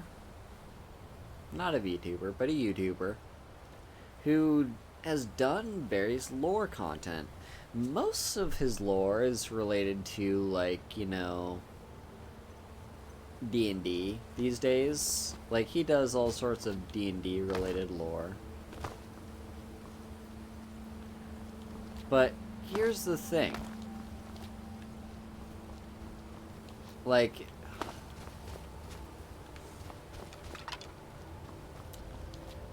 so he, Mr. Rex, has done, in the past he's done a lot of Skyrim stuff. That's what got me into him, and I've stopped watching him since he stopped doing Skyrim stuff. But here's the thing. He has a very, very interesting take on Talos.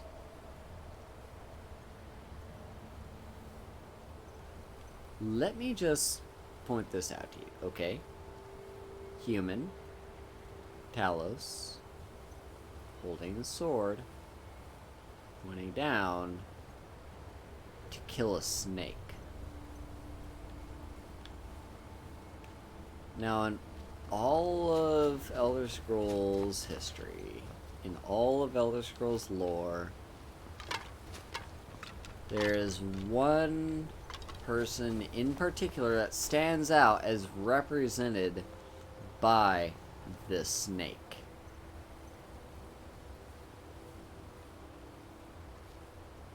Can you guess? Do you know who this one person is? If you guessed Lorcan, you would be correct. Lorcan is the serpent. Seen here being slain by Talos.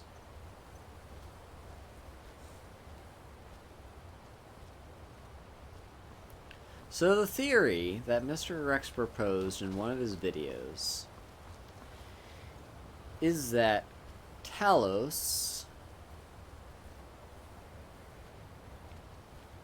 under the basically via a dragon break, which a dragon break is just like a moment in time in which all paradoxes are allowed to happen. It's essentially the Deus Ex Machina of the entire Elder Scrolls franchise. If something exists under a dragon break, that means, well, it had no right to exist in the first place. But basically,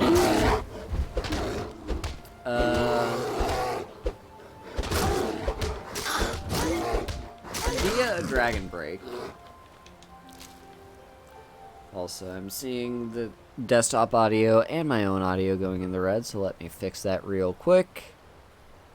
Let's slide this down just a tiny bit, and slide this down just a tiny bit.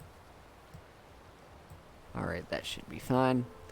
So, yeah, Dragon Break is basically where all rules are allowed to be broken, and essentially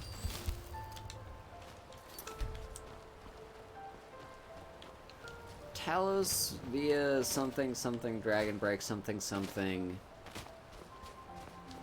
killed Lorcan something something took his place. I don't know, but basically that's like the theory of how Talos became a god, was by like something about Lorcan, or maybe it's like Talos was Lorcan. I actually need to find that. Okay, I'll tell you what. After this stream, I will find that video and rewatch it, because it was fascinating. The whole theory regarding Talos and Lorcan. Oh gosh. Okay. We've made it, finally, to the Tomb of Ysgramor. And lo and behold, no one else is here. They're all trapped in that infinite loop of just running back and forth outside of Dawnstar. Okay. Hang on. All these burial urns are already searched. Let's go inside. We'll probably teleport here, right? Yes, they did. This is the resting place of Ysgramor, and his most trusted generals. You should be cautious. Kodlak was right. I let vengeance rule my heart. I regret nothing of what we did at Driftshade. But I can't go any further with my mind fogged or my heart grieved. The original companions, their finest warriors, rest with Ysgramor. You'll have to prove yourselves to them. It's not that you're intruding. I'd wager they've actually expected us. They just want to be sure that you're worthy. Be ready for an honorable battle. Return Wuthra to Ysgramor. It should open the way. Alright. Aye. Ysgramor, you shall take Wuthred once more. Hang on. Take the coin purse. Because he doesn't need it.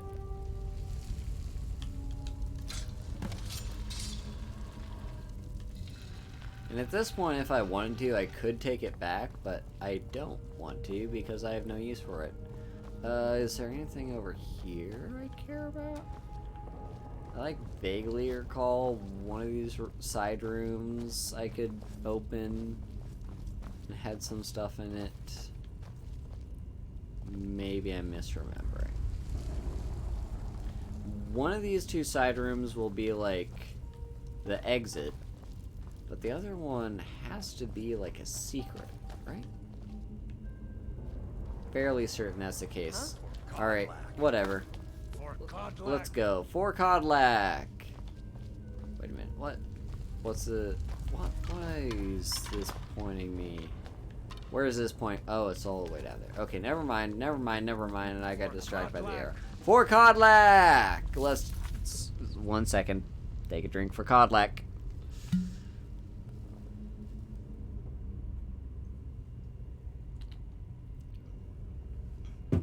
For Kodlak! Okay. Let's do this. Just some skeevers.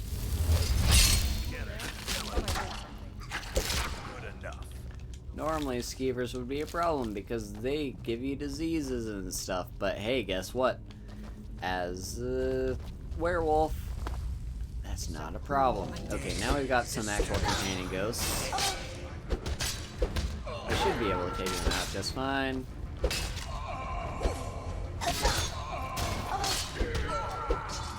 And there they go. Yeah, these guys you can't search, right? Because they just kind of fade into existence. Which speeds up the whole process of the dungeon because honestly, looking for every individual body and looting it is kind of tedious. But it sucks when you're an archer and rely on like recovering your arrows. So, good thing I'm not that, right? Wow, you just rumbled under my punch. Alright, let's shout at you and punch you a little bit. Down you go. Plentiful healing, I'll take that.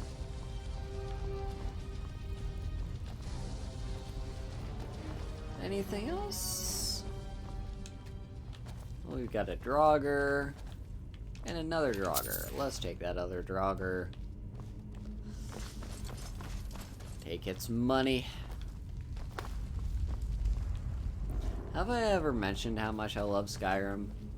Like, Skyrim is one of my all-time favorite games, like, of all time. Of all time.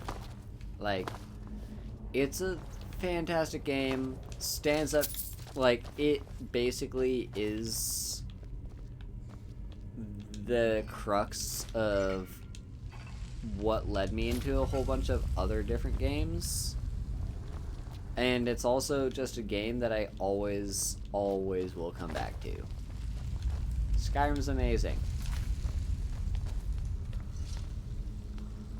Also, I like the Elder Scrolls in general. Alright. We got more ghosts.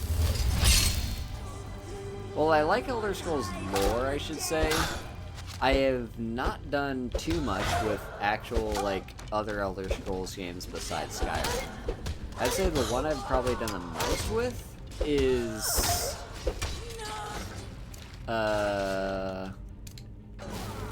what's it called? ESO, The Elder Scrolls Online. That one I've not touched in a while, though. I do kind of want to get back to it, though. But then on top of that, on top of ESO, we've got the good old-fashioned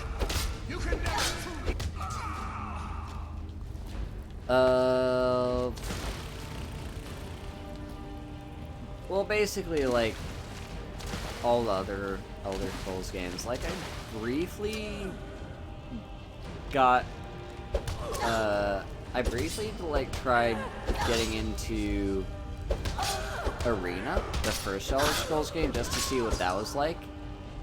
And it was honestly kind of neat.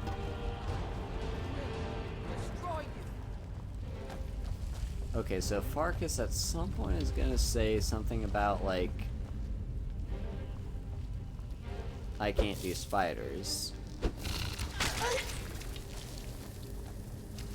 Let's see if we can get that dialogue to trigger. Alright, well, he's gonna take on the spiders, it seems. He's not supposed to. I don't think so. He's supposed to say, hey, I don't like spiders.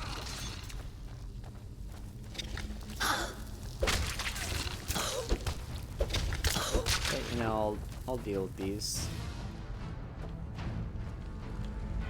Alright, Farkas. I can't go any further. There we go. Sister. Ever since Dustman's cairn, the big crawly ones have been too much for me. Everyone has his weakness, and this one is mine. I'm not proud, but I will stay back with Vilkas. Give my regards to Israel. I will do so. Alright.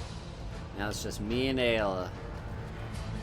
And she at least will stick with me until the very end, but there are various companions that will slowly but surely dissipate as the journey goes on. That is the way of things. At least we can count on Ayla. And that's the last of the spiders.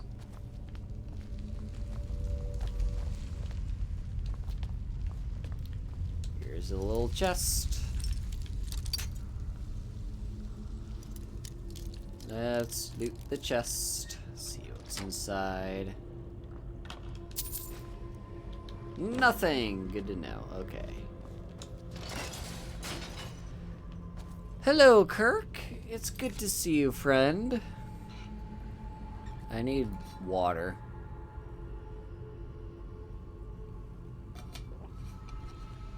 Alright. Drink some water. Do I drink more mead? Yeah, I do. I do drink mead. I need to finish off this bottle of mead. That's the goal.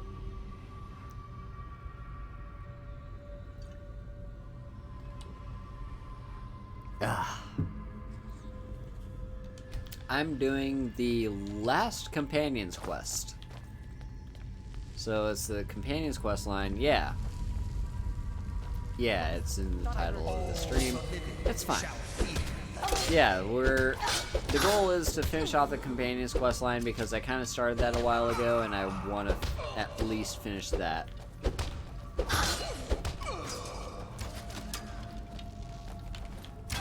And if you are not aware, I'm doing a fists-only run, where my only offensive thing is allowed to be fists. I'm not allowed to use magic or anything like that. However, I am allowed a shield, which is why this is sub-dubbed the Captain America run.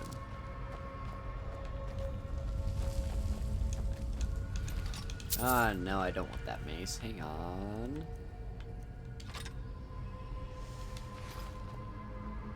Yesterday you did Dark Brotherhood, but you tried to suplex every target. Oh, nice. Yeah.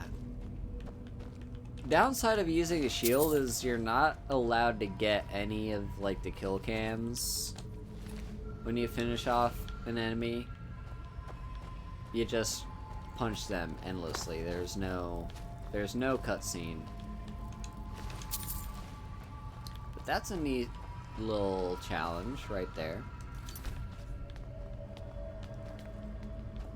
Did you have to reload if you weren't able to successfully suplex the targets? Huh? Oh, it might work with spells. That would make sense. Yeah, I just remember the other day Maru was talking about how some of them couldn't be suplexed. That's sad. Yeah, the other day Maru was talking about how various, like, how when she did an Elder Scrolls, when she did an unarmed run in Skyrim, you know, she was talking about all the kill cams, and I'm like, you know, come to think of it, I've never seen any kill cams for the unarmed stuff in this playthrough at all. And then it came to my understanding that, oh wait, I'm using a shield in one of my hands. That might affect it. So, yeah, that's how it be. But I don't mind. Alright. Looks like we're ready to go further in, deeper into the dungeon. Excuse me. Oh?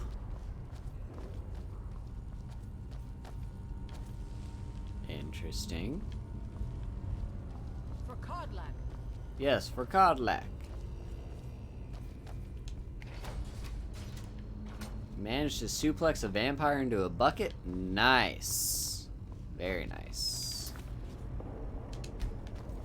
The save. Okay. More ghosts to kill.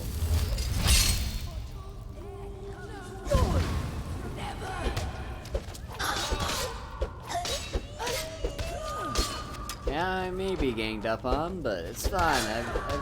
I have the armor to deal with it.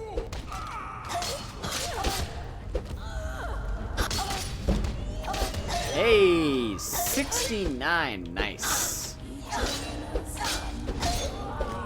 Oh, I need to worry about my health.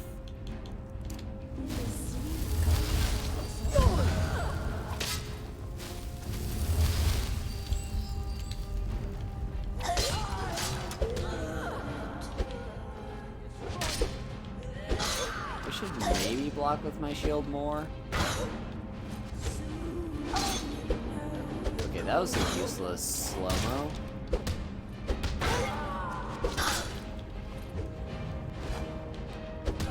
There we go. We did it. Hell yeah. More Codlack, as she says.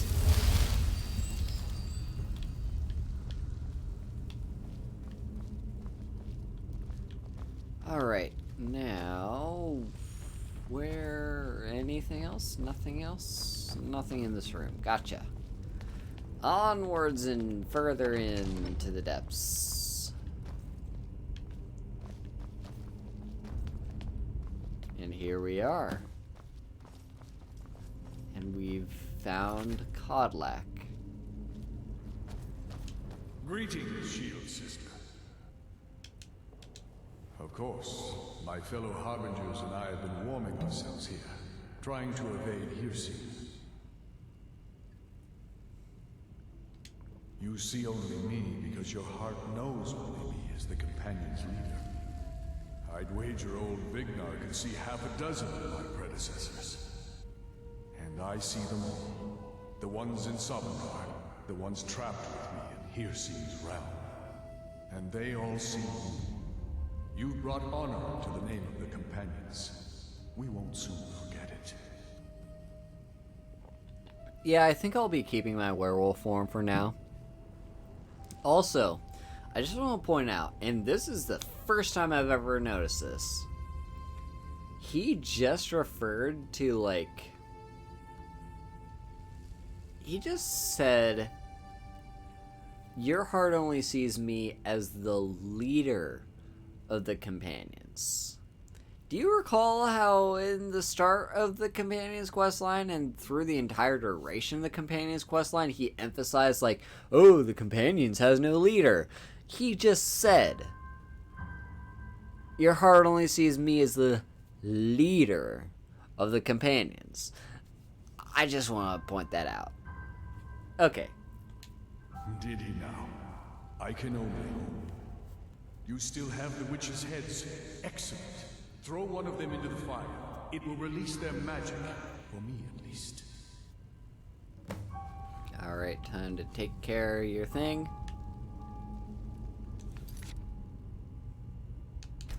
Yeah, and then I lead the companions after this. I mean, technically, I'm just the harbinger. I'm not the leader or whatever, but officially, yeah, I'm basically the leader. No sign of him. There we go. You may go on to Sovngarde. And so slain the beast inside of me.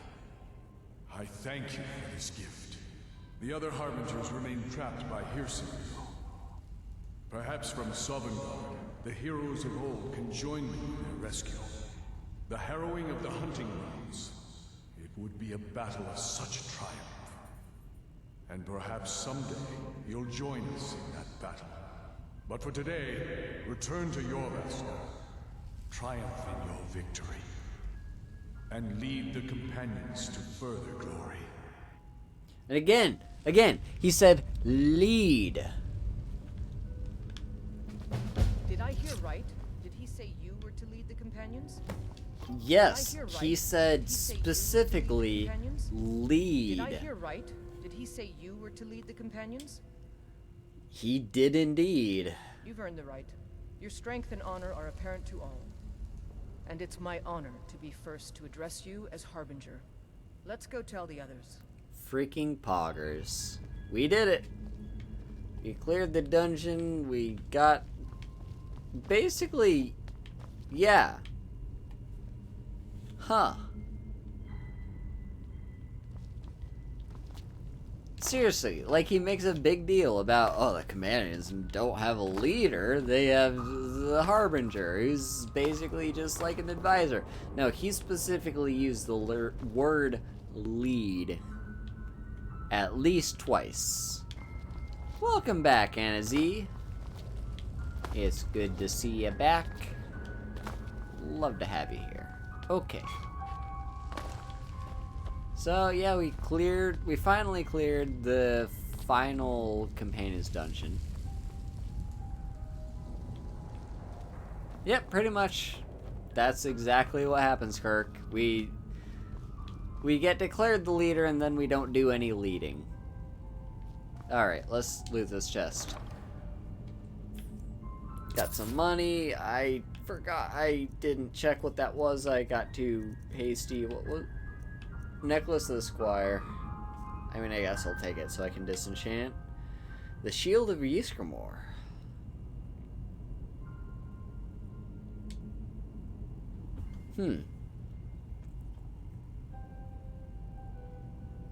That actually might be worth me using. I'll take it.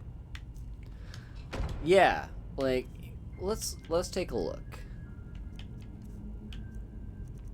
So currently what I have equipped is this Orcish Shield, which has block 22% more damage.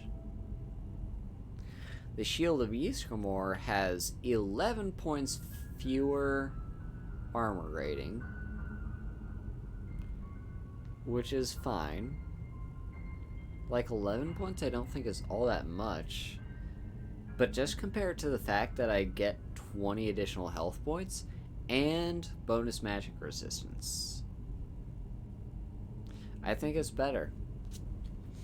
I think that's worth the trade-off. So, hell yeah, we're gonna swap over from our flawless Orcish Shield to the Shield of Ysgramor.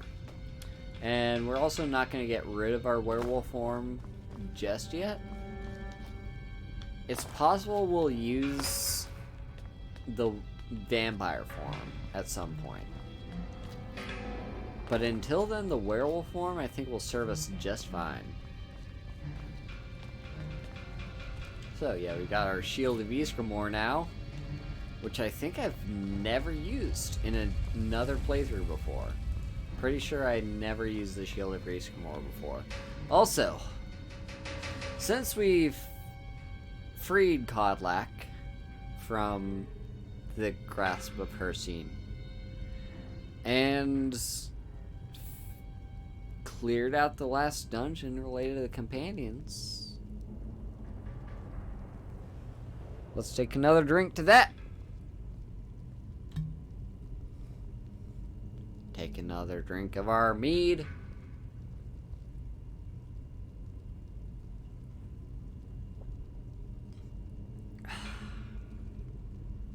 Damn, this bottle's almost gone.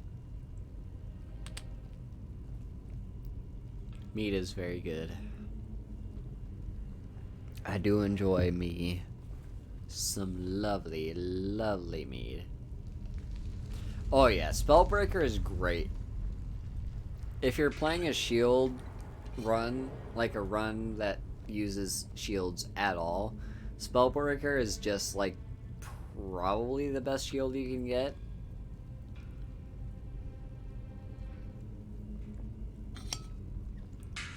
The exception being the shield of Ariel.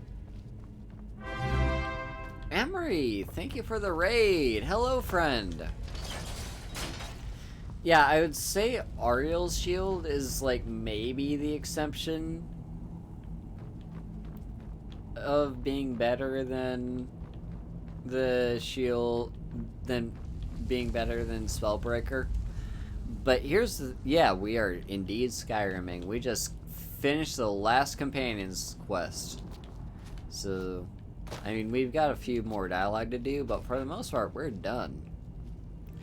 Yeah, so Ariel's shield stores up damage that you take, or like that you block with it or something like that, and then you can release it, and it's basically like Unrelenting Force. Oh, Nora, thank you for continuing your sub for 4 months. Very nice. Thank you so much, friend. It means a lot. So, yeah, like, you basically, yeah, like, I think it, so it's useful. The thing is, I don't think it's as significant as, like, Spellbreaker. Because here's the thing. A shield is supposed to be used more... Oh? Anazzy, thank you for the sub. Thank you so much.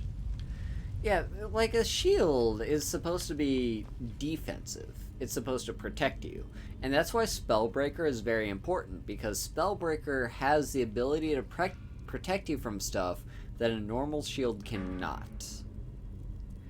On the other hand, Ariel's shield, if you're taking a more offensive approach that's focused on bashing, then it's, like, very useful, you know? So, they both have their uses, but I would say, basically, like, the two best unique shields in the game are going to be Ariel's shield and Spellbreaker.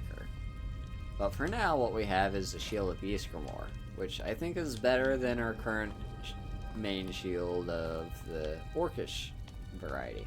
Alright, hello Farkas. Vilkas said you're the new Kodlak. I don't know what that means, but you seem honorable, so that's good. How does Vilkas know I'm the new Kodlak? We literally just got from that tomb, and I know for a fact Aela has not returned. He's not a werewolf anymore? Even dead? This is a good thing. I go where my brother goes. I think he wants to look around some more. Oh, you don't have to worry about any problems from me. I do what I'm told. Congratulations. Alright. All right then. May the gods watch over your battles, friend. Yes. You brought honor to him, even after his death. A worthy outcome for a worthy warrior. Hello, Ellie. It's good to see you here, friend. If you had told me a few months ago that some outsider I had never heard of would lead the companions, I might have slit your throat. But I've seen what you can do, and heard of the love that Kodlak had for you. The trust. Let's hope you can show that his heart was not deceived. Good luck, my friend. Not right now. I'm going to look at some of these carvings. I wonder if Ysgramor ever set foot here while he was alive. But you don't have to stay if you don't want to. I'll see you back at the Orvasker. Stories to tell the others, eh? I am indeed having fun. We finished up the last quest of the companions, which was our goal for the stream. And okay, Ayla, weren't you supposed to like stay in there or something? Okay, I guess I can talk to you. And that's exactly what the old man wanted. I'm glad we could give it to him. I'll be honest, I wouldn't have expected it. But that may just be because I remember when you were just a whelp who was begging to join. The old man trusted you, so I'll trust you. Eventually. But this is the tomb of Ysgramor. I think I'm just going to commune for a bit.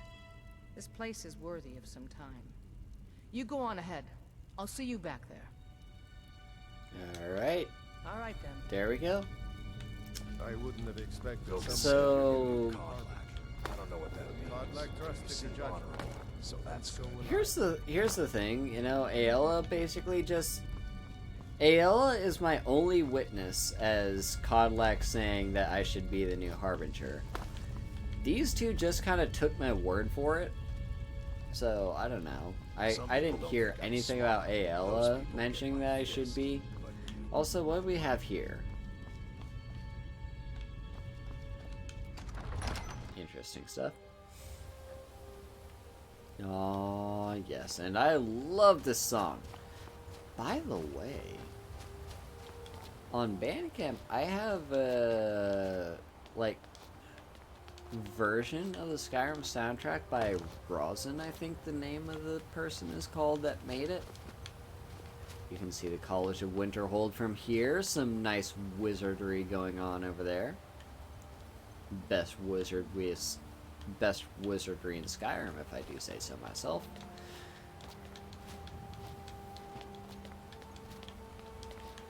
But it's a good soundtrack. It's like, I haven't listened to it for a while, actually. I should. I forgot there's a word of power up here. What is it? Ah, animal allegiance, so it's a worthless power. Got it.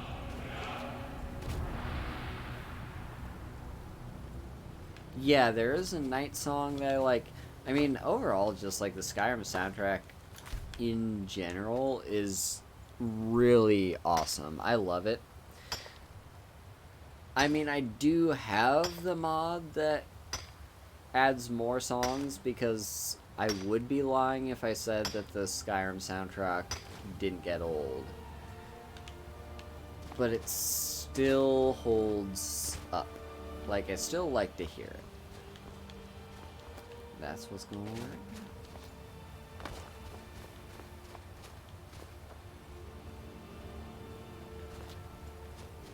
Actually, here's the thing. The Detect Life Shout is pretty useful, depending on your character. I've used it many times when I was playing as, like, a stealth assassin. Just so I could see where my enemies are, and just, like, you know, because sometimes you're about to enter a room and you're not sure where they are. That way you can keep track of where they are. And yeah, I've used that shout many times. Animal Allegiance I've never used once in my entire life.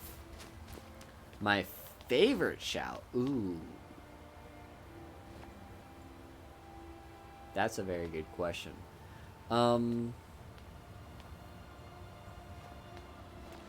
I want to say Fire Breath.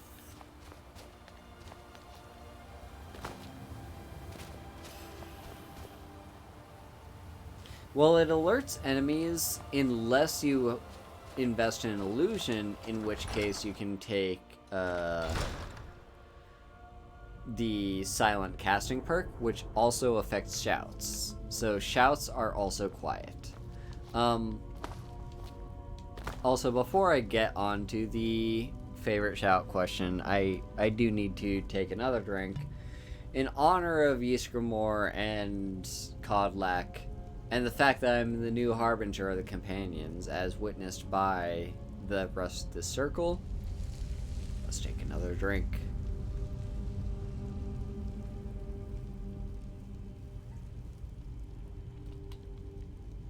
Yeah, Kirk makes another good point. If you're a reasonable distance away,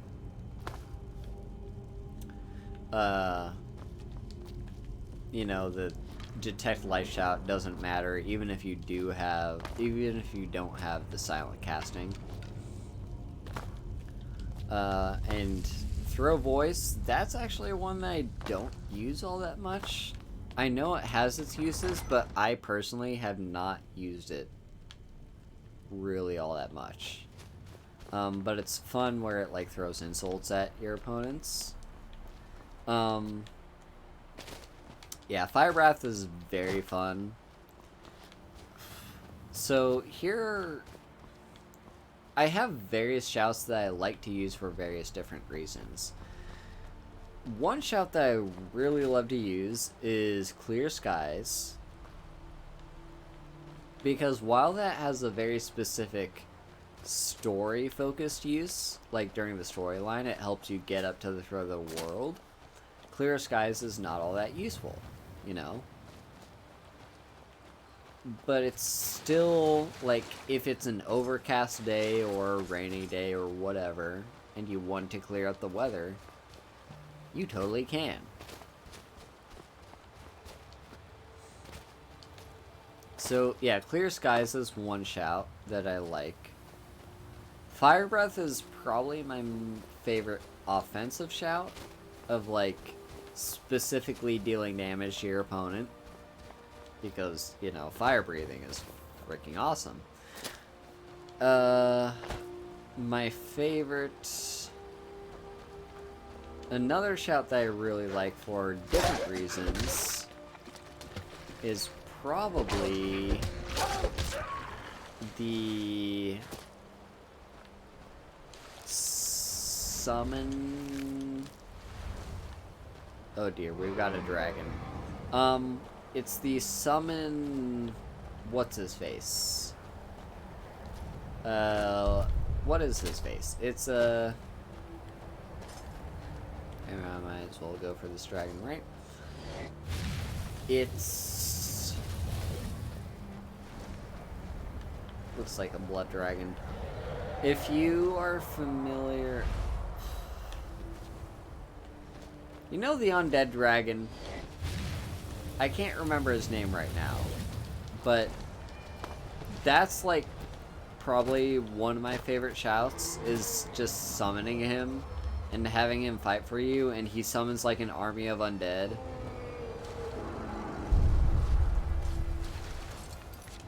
Yeah, so that's probably one of my favorite shouts in the game. Blood dragon. A bunch of orcers that are gonna aggro onto me, but I can take up the blood dragon first. Blood dragon's more important. Yeah, what is his name? But I like that shout. Another shout is dragon aspect.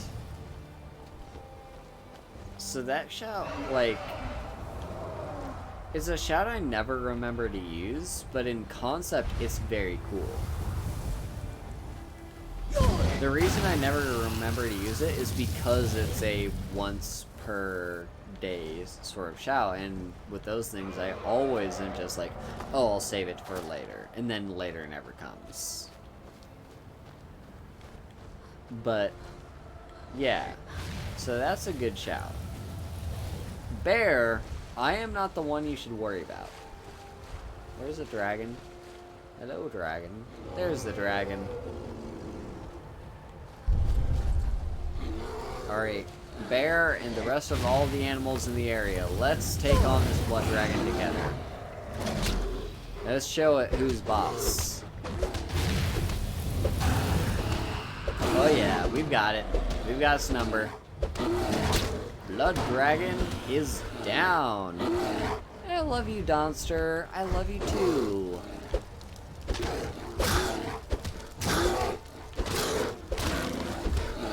Alright, now we've got, I guess, workers. Workers are fine.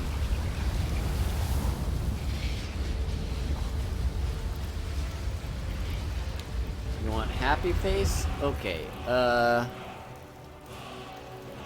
Ooh, an unarmed takedown for a dragon. That would be cool. Alright, so happy face should be this one.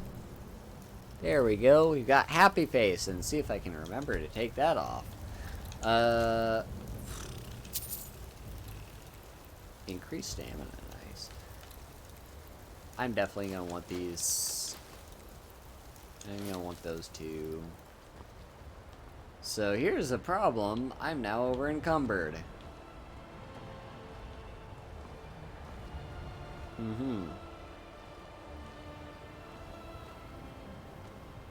I'm doing fine.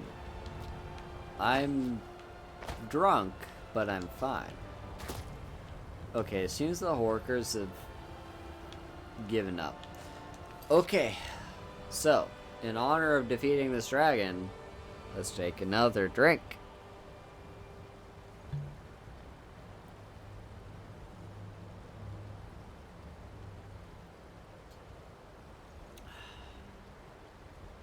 Oh yeah. Good stuff. Now, here's the plan. Our weight is 358. Ooh, that's gonna be a lot. That increases by 30. We need to increase it by at least 40. What other strength potions do we have? Do we have any other potions strengths? Solution of strength. Perfect. Alright, I'll take a shot of water. Even though you didn't redeem a hydrate, I will do that for you.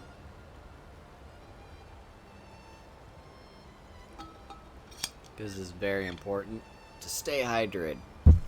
Okay. Solution of strength. So normally I would like to just take a stroll back to Whiterun, but this time around I think we need to use fast travel. That's not even enough, but we should have a charm necklace. There we go. Alright, now let's fast travel back to Whiterun.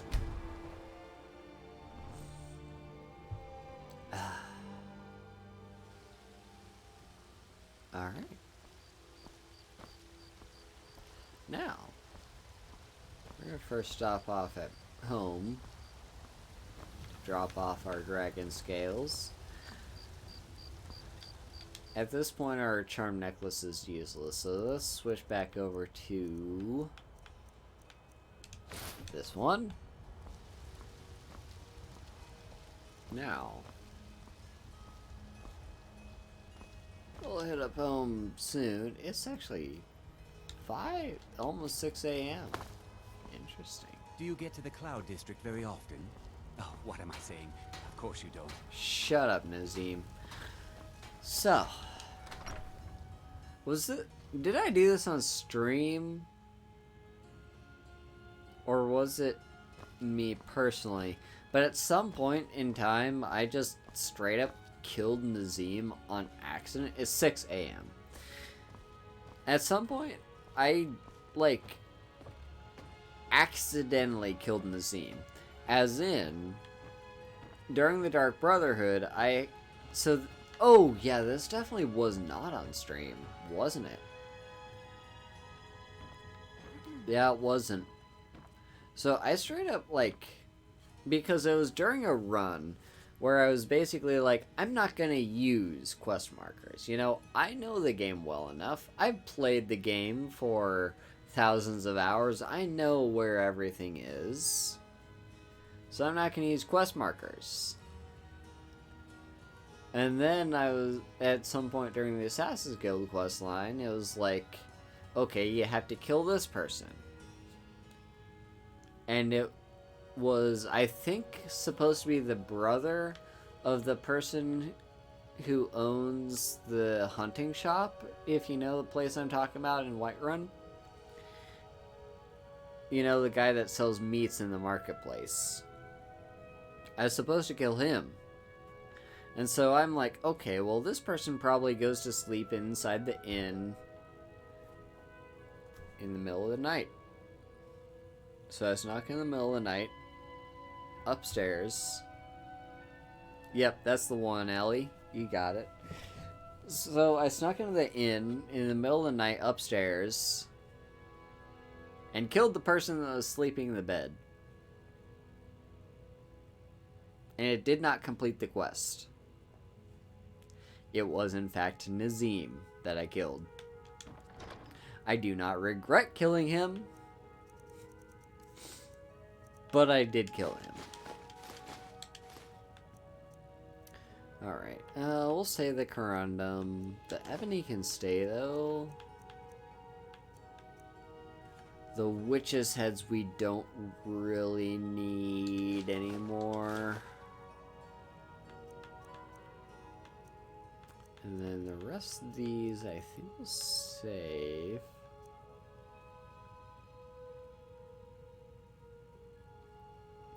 Yeah, I mean, that's usually where you kill Anarath? Is that how you say the name? Anarath? Oh yeah, let's reset my face. That's usually where I kill Anarath. We don't need Auric Halcom. But this time around, I thought I was being smart because I wasn't using the quest marker. And so I was like, oh, I know where he'll be. And then I was wrong. And I did not regret murdering Nazim, even though his wife was mad at me. What time is it? 6:46.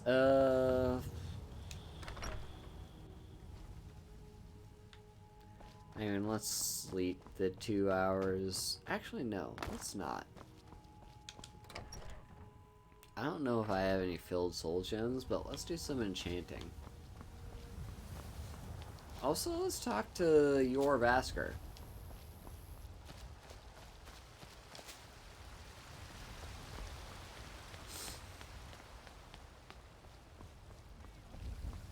Yep, that's very fair, Ellie. That's pretty much how... That's what Nazim deserves, to be honest.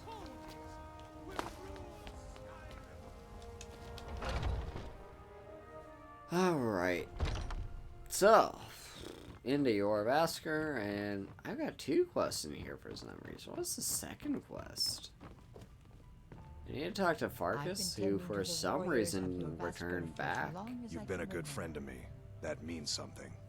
Oh, I need to ask for work. No, we next don't want to ask for work. Work is dumb.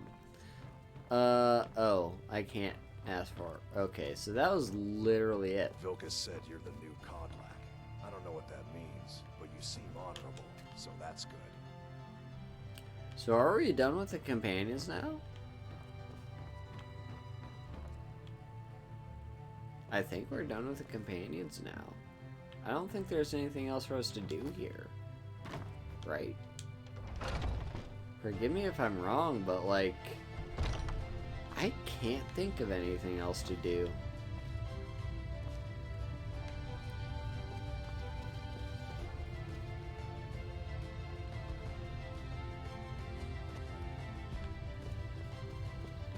Yeah, that's a perfect fate for Nazim. Honestly, like Nazim's just an asshole. No one cares about what happens to Nazim except his wife, apparently. Because his wife just continued to insult me for the rest of the playthrough. I didn't even finish that playthrough, didn't I? I don't think I finished that playthrough. I think I got bored partway through the Dragonborn questline. But yeah, that's a good fate for him. Occasionally I will do that, where like I specifically fill up a black soul gem with a person's soul that I don't like, and just do some shady stuff with it. But only in certain playthroughs. You know, some playthroughs I like to... Where did you come I've from? been tending to the warriors of your Vasker for as long as I can remember. I see everything. I'm not allowed to hear talk to you? everything, That's bullshit. and know everything. Alright. What now? Enchanting. Right. I'm not sure if I even have soul gems, but we'll check.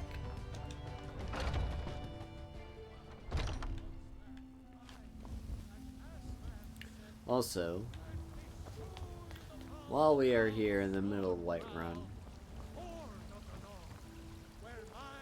let's sit down.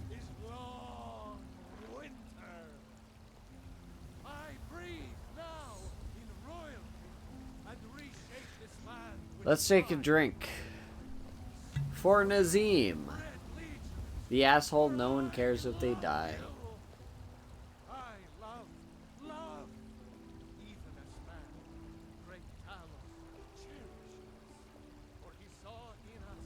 And wow, that was the last of the mead. All the mead is gone. Oh, there's one little tiny drop left. I'll save that drop for later. For the very end of the stream, I'll save that drop. Only thing you regret is giving your child... I'll also drink some water. Only thing you regret is giving your child glass daggers to play with. Flawless, you'll add. Ooh, that sucks. That very sucks.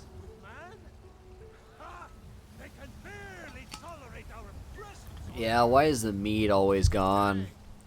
Kari! Oh my god, Kari, hi! I love you, friend. I miss you. I fucking want to talk to you. I love you. Kari is amazing. Everyone should go follow Kari. So, also, did you get the package I sent? Did you get it? So, Ellie, you always give your kids wooden swords and occasionally getting your favorite daedric back. Honestly, if you can give your favorite child an iron dagger, that's great. You got it! Sweet! I love... Oh, great. Awesome. Love to hear it.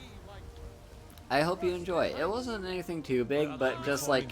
It was a thing that was being sold at my LGS, and I was just like, oh, I want to bring a gift for my friends when I go visit, and I 100% forgot to give it to you. So I asked for your address and I sent it. Okay, now, enchanting. Often the only enchanting table we know in all of Whiterun. Godlike white mane has been laid to rest, I know. May his soul live forever in the halls of Sovngarde. I'm glad you like it. And thank you for the high rate and a Z money.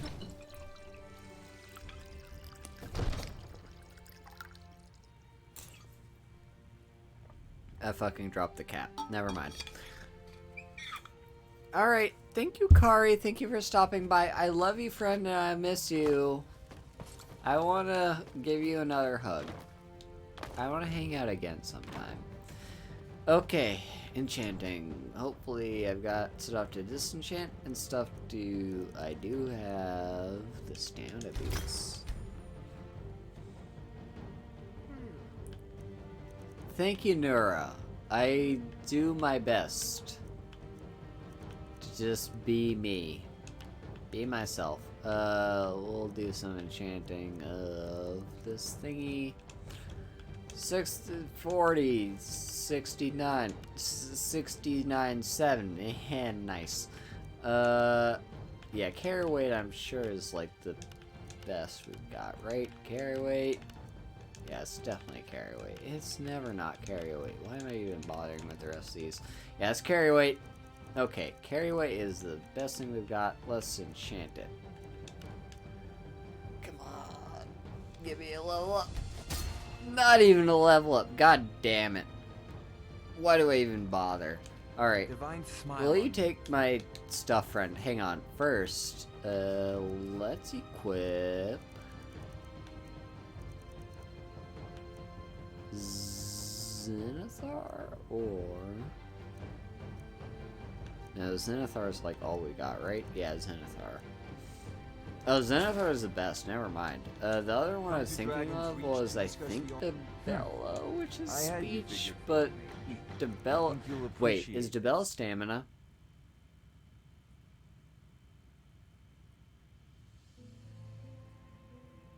No, I'm fairly certain Debella's speech. Yeah, it's definitely speech. What's stamina? Is that...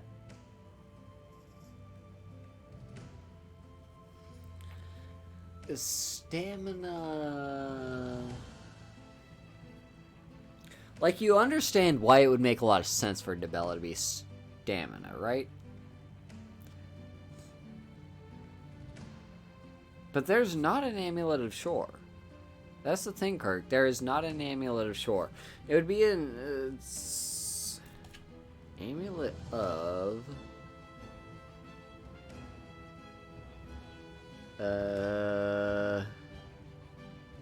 Stendar. No, that's block.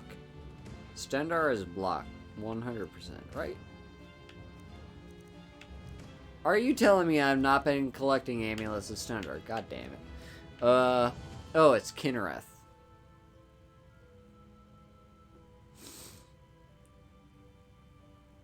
Yeah, Debella is supposed to be stamina because sex joke, but apparently it's not. It's Kinnereth. Who cares about Kinnereth? Kinnereth's just a fake god. It's just supposed to be kind. Why do I have 4 amulets of Mara? I don't need 4 amulets of Mara. 4 is excessive. I mean, that's a blessing of Kinnereth. I'm talking about the specific amulet, but you know what? Poggers to you, Anna Z, for looking it up and also just no hard, like, honestly, like, that answers a lot of questions. That answers a lot of questions. So never mind. You're good. You're a good friend. You get the bat, you get the Haru, you get you get a Haru hug for free. You don't have to pay anything back. You just get a free Haru hug. Can I buy soul gems off of you? Yeah, no, I need to give you that Haru hug. Hang on. Anna Z, you've been very supportive of me this stream, so here we go. No, I know my own rules. Never mind, shut up. Anna Z gets an honor. Why can't I? What do you mean I'm not? What? No, I'm totally subbed. What? What the hell is going on?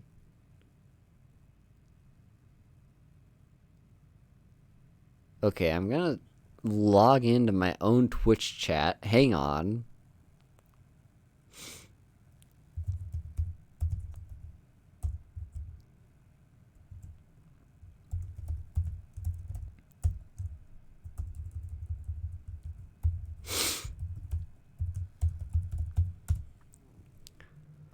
Now I have to get the secondary authentication.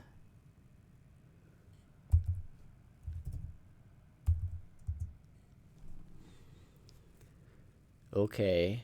I'm now logged into my own Twitch chat. And now I can give you Anna Z Bunny.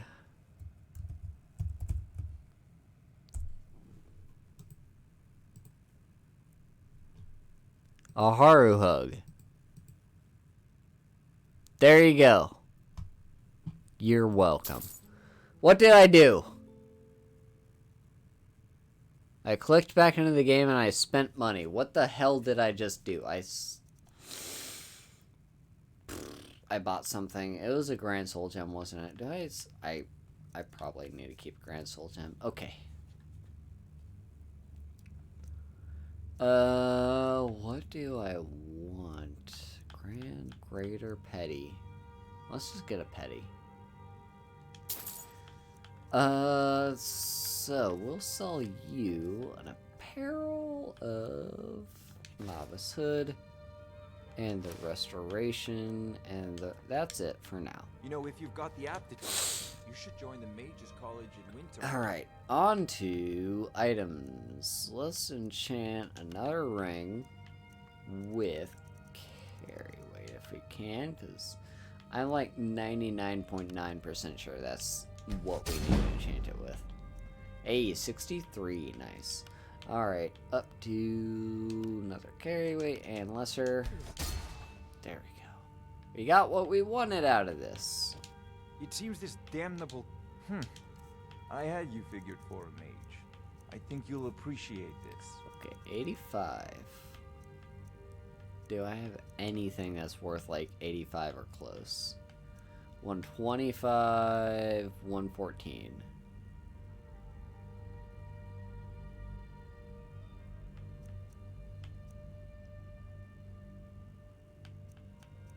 Yeah, 114 is less than 125. Okay, so we'll do that. Remember, I don't care. I'm feeling generous today. It's 9:30. Okay, we've got time to sell to people's.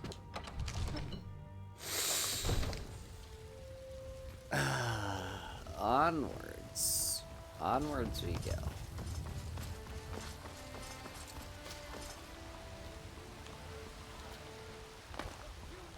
We're gonna go to sell to the main person. You! Oh, Bess, can you be my mother? Do I have any children's beds? Hang on. Lady? No, I don't. Spare a coin. I don't have any children. I'll fix that for you, kid. I'll fix that for you. We got 15 minutes left in the stream. That's fine. Fresh baked loaves, still warm from the oven. Alright, this is fine, Anna Z. Just about everybody in here. Everything. Okay, so let's sell you. Do I? No, I shouldn't worry about what. Hang on. We're gonna go to.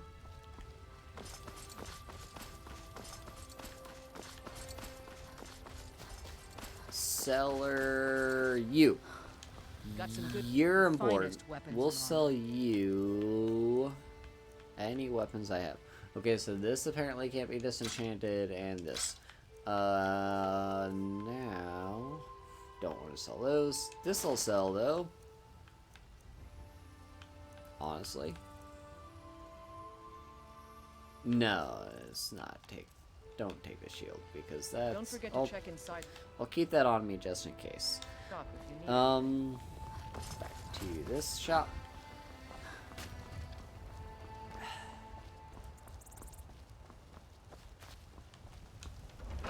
I really have to. Got something for just about everybody. All that mead I drink has gone through me so fast. Take a look. Okay, let's go to selling you apparel. Give me Lamara. Yeah, you can take the necklace of Squire. I apparently don't need that. And yeah, take the ring. And that ring. And that necklace. Now I can switch back over to this necklace. And on to...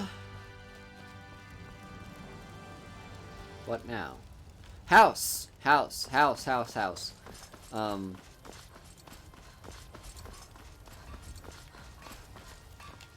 much iron do I have on hand? Just in theory. Not enough.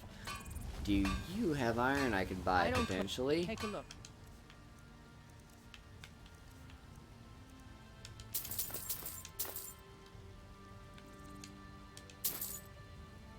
Alright, sweet. Also, would you be willing to buy my shield? Not enough of a deal. Okay. Wait a second. Wasn't it enough of a deal? Hang on, hang on, hang on, hang on, hang on. I missed a 0. That was enough of a deal. Okay. We're fine. Until next time. Let's do some smithing while we're here. Yeah, just smelt some corundum ore and all the iron. Actually, also, let's do some gold. And some moonstone. Why is my moonstone not smelted? There we go. Okay, let me use this. Let me use it. Let me use it. Okay. Jewelry time. Let's do 700. Yeah, so emerald ring. Hey, smithing is going up. Can't do that. 180. 380. Okay, so 380. 260. Alright, up to 59. Nice. Okay, cool. Cool. Onwards to home. The best way to get home, we know, is by walking. Right?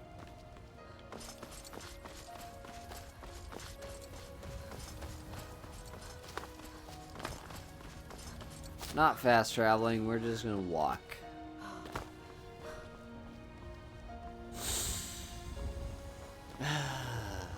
Smell that fresh air of lovely, lovely people. It's Mike. Why do soldiers bother with target practice? One learns best by hitting real people. Mike has heard the people of Skyrim are better looking than the ones in Cyrodiil. He has no opinion on the matter. All people are beautiful to him.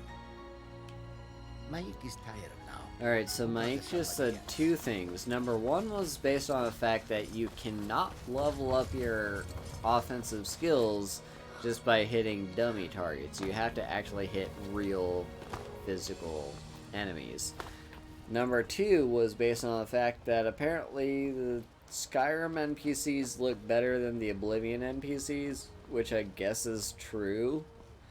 But also just like the Skyrim NPCs are fugly as heck, you know? So, that's a fact.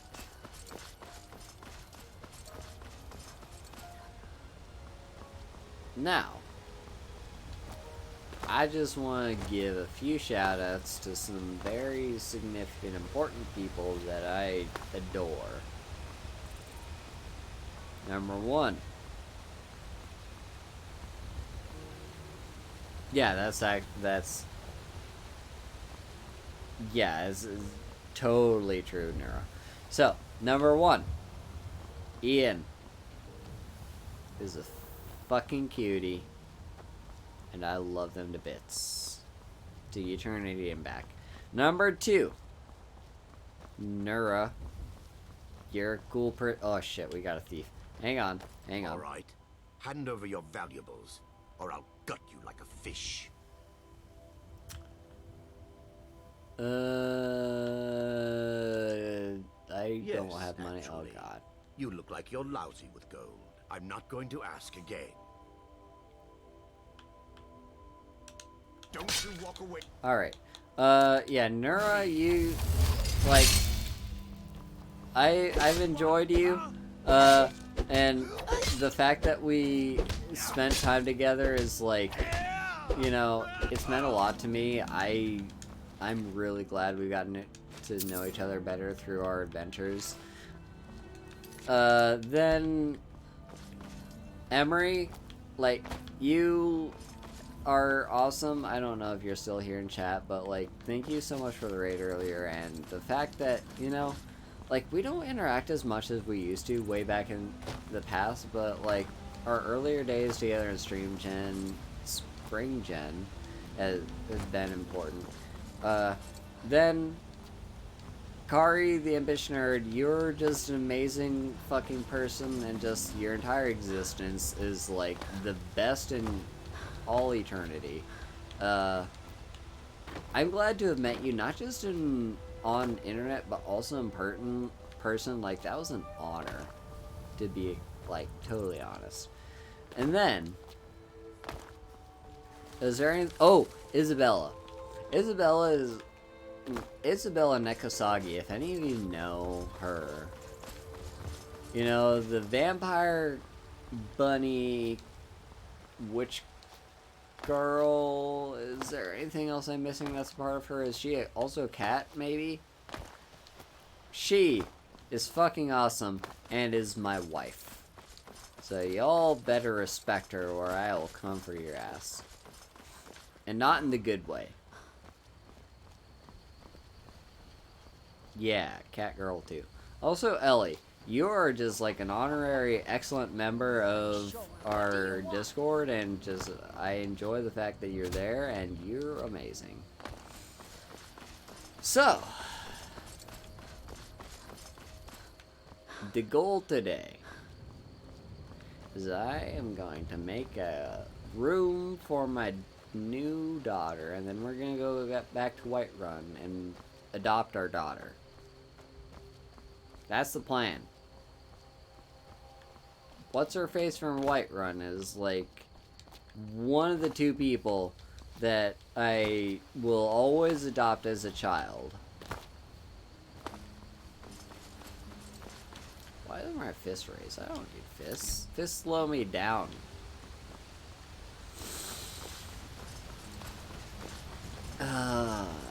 Right. So, sun is up in the middle of the sky. That means it's high noon. And that means I need water. I need like actual omizu.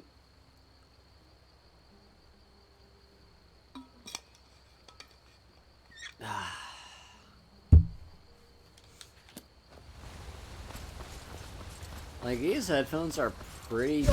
Oh shit, I accidentally shouted. Hang on. These headphones are pretty good at like taking care of noise, but like I can hear my laptop just exhaling because of the fan, and I am very sorry. I wish it could have been Gaia. Sadly, it can't be. It's just the way it is. Also,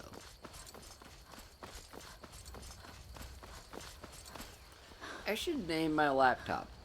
If my desktop PC is named Gaia, what should my laptop name be? That's an excellent question. I should name it. Because that's gonna be a significant part of my life for the next, like, year at least, maybe?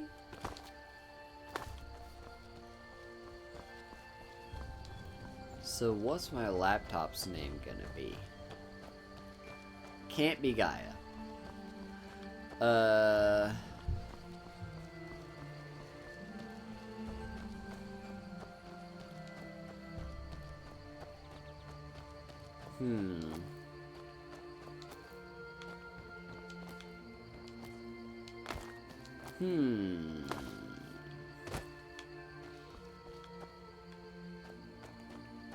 I'm blanking on names.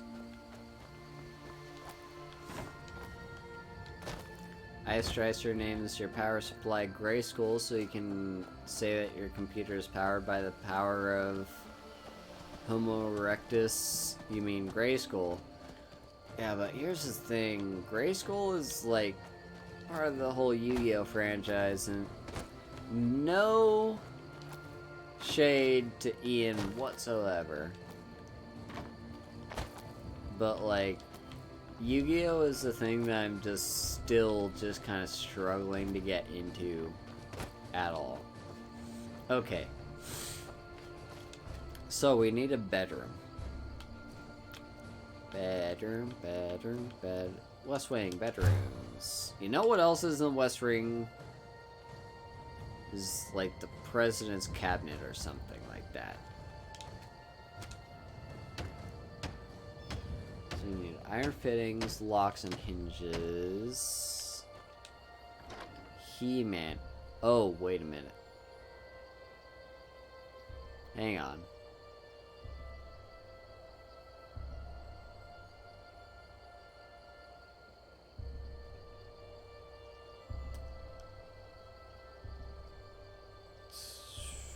Summon Skull!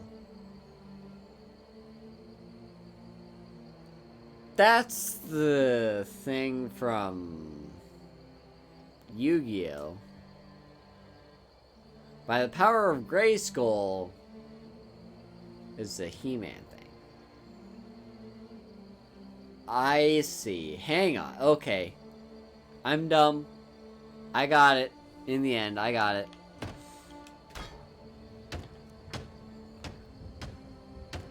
Iron Fittings, locks, and hinges. Okay.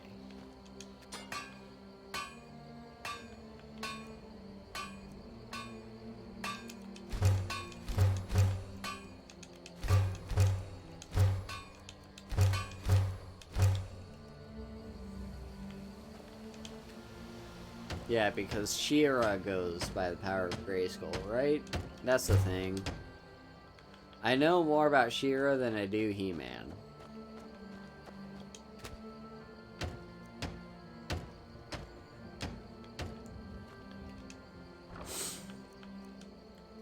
Quarried stone.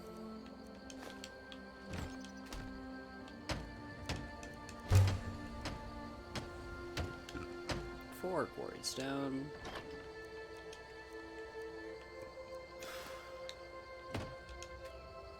They do both use the power of Grayskull. Yes, indeed. Aren't they like brother and sister or something? Do I have nails? No, I don't have nails.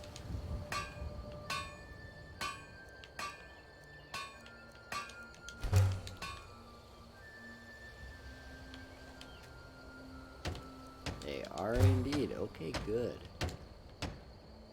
4 quarried stone. Perfect.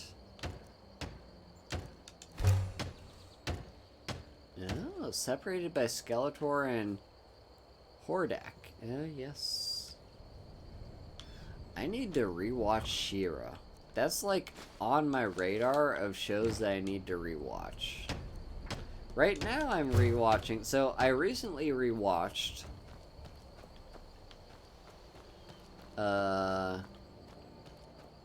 what was that I rewatched? I rewatched Death Note. Because for whatever reason I was like in a mood to rewatch that show. And then I went ahead and rewatched, and I'm still in the process of rewatching, so I need a bed, so that requires straw. Then I rewatched, and am still in the process of rewatching,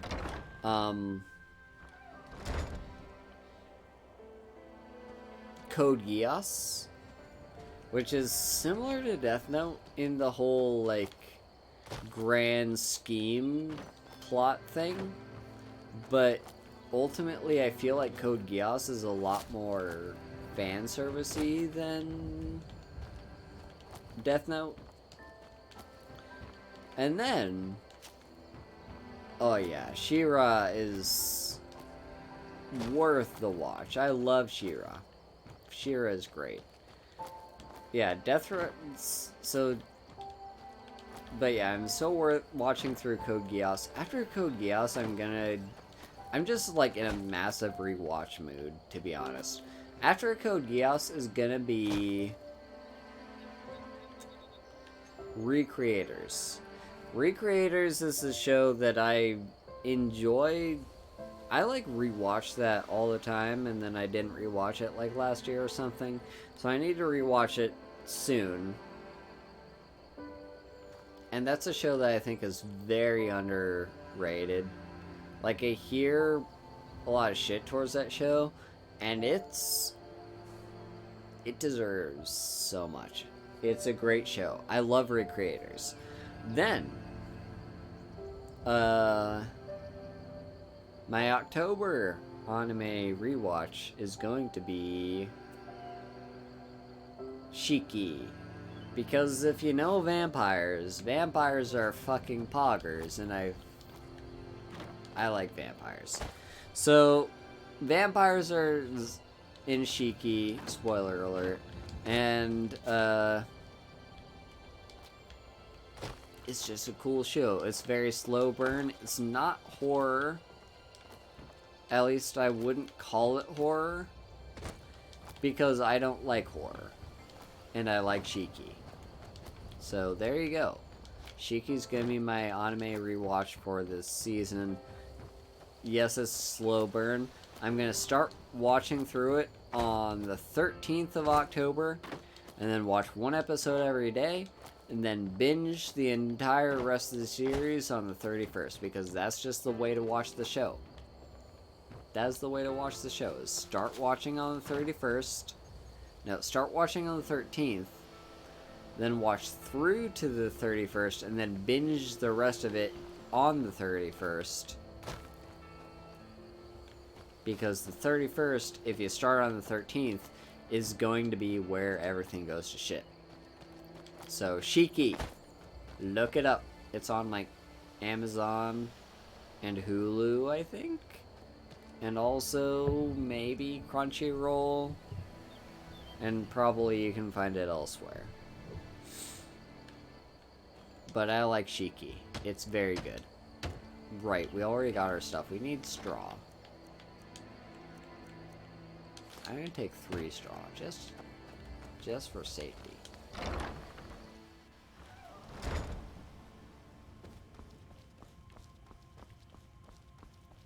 But yes, I also want to rewatch She-Ra, because She-Ra is so fucking gay. It's so gay. I love it. I'm also rewatching, not rewatching, I'm watching, for the first time,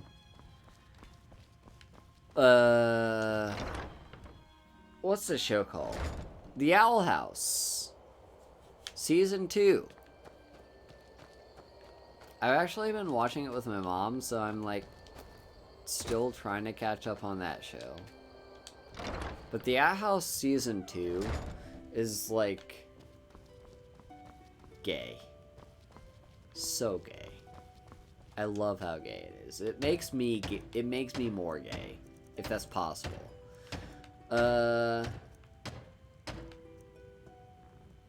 Straw, containers. Yeah, I've watched up to, like, episode 5, I think. And then I went ahead and started watching it with my mom, because I know that was the show I was watching with her for a time. Okay, so iron fittings, hinges, and locks. I was watching that one for a time. And, yeah, it's like, because she teaches junior high, and so, like, here's my thing, right? I want to indoctrinate, because my mom teaches junior high, I want to indoctrinate all her kids as gay, if I can. And so, introducing her to shows that happen to be targeted towards that age group and are also gay is a win. Right? And that's what Owl House fits into. It's a gay show that's also targeted towards kids. So, fucking yes. My mom loves the show, by the way. So, yeah, she's hopefully in that way also gonna indoctrinate her kids as to be more gay. Shit, what was I needing? I needed, like, stuff. Y'all should have been paying attention. What do I need? I need locks, probably just the one's fine. 2 iron fittings. But yes, the gay agenda. We shall convert all them to gay. But no, it's really just a matter of, like, showing kids that it's okay to be gay, you know? Like, that's the most important thing. It's not about making people gay. It's about making them realize that they can be gay. That's the important thing.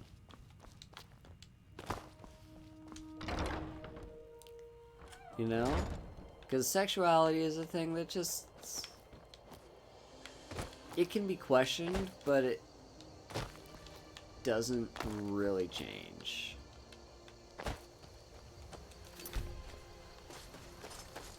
You know? So... It's just the thing, you know? And the fact that representation is extremely important, because we have so much heterosexual representation in media that, you know, kids growing up that end up being heterosexual are like, oh yeah, totally, it's fine for me to be me and to like the person of the opposite sex.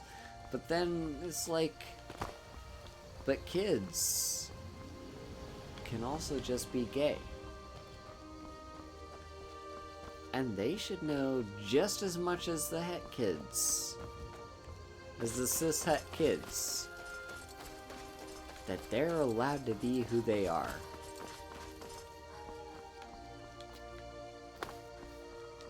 It all starts in childhood.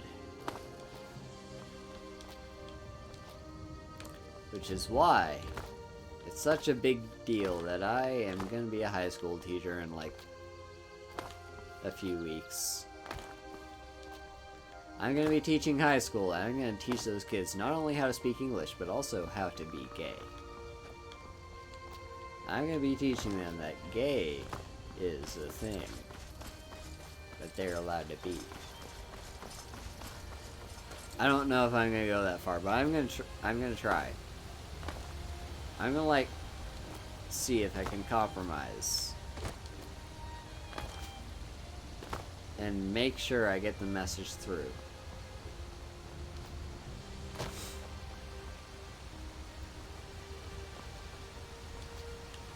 Hell yeah, Anazzy. Hell yeah. Like, it's not about making them gay, it's just about making them realize they're allowed to be, you know? Here's the thing, right? So, I went through this whole talk with my aunt a while back. I was visiting her in Washington State, and she had this whole thing about, okay, like, this isn't about sexuality, this is about gender, but this is, like, she had this whole thing about how, this whole transgender thing is just a trend. Like, all these celebrities are just hopping on this bandwagon of being trans, and all these kids are being influenced by it, and just like, I don't know what I'd do if any of my daughters ended up that way. So, I had a talk with her. I don't know how much of it got through to her, but I did have a talk with her about how, okay, first of all, representation is important. It is not about making trends. It's about just showing people that it's okay to be who they fucking are. Number 2, Yeah, it was Washington State. I mean, it's not that she's not progressive, she's just not progressive in that way. Here's the thing, this is a person who has a lot of issues that she refuses to go see a therapist about. But basically, yeah, like, I had a, you know, I basically, you know, representation is important. And it's not about being trendy. It's about just making kids know that it's okay to be who they are.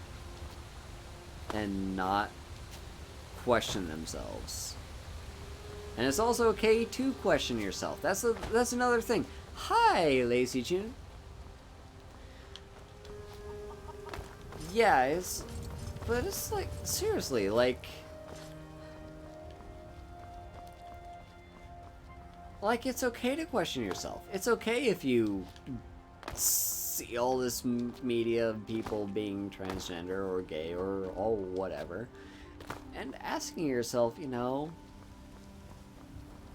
am I this? And then realize, no, I'm not. I'm 100% just cishet. That's okay. It is okay to question that. It is okay to explore that. It is okay to just explore your identity. There's literally nothing wrong with it. You know? And anyone that says there is kidding themselves. Like, there's no reason for you to just... Like, it's allowed to be a phase. It's also just allowed to be you. You're allowed to explore yourself. Seriously. Like, take that from me. I've explored myself many times over. I'm still in the process of exploring myself. I've become a lot more comfortable with who I am.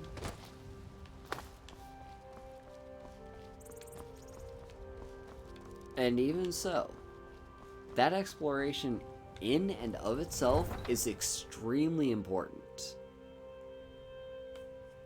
You should be given the freedom to explore.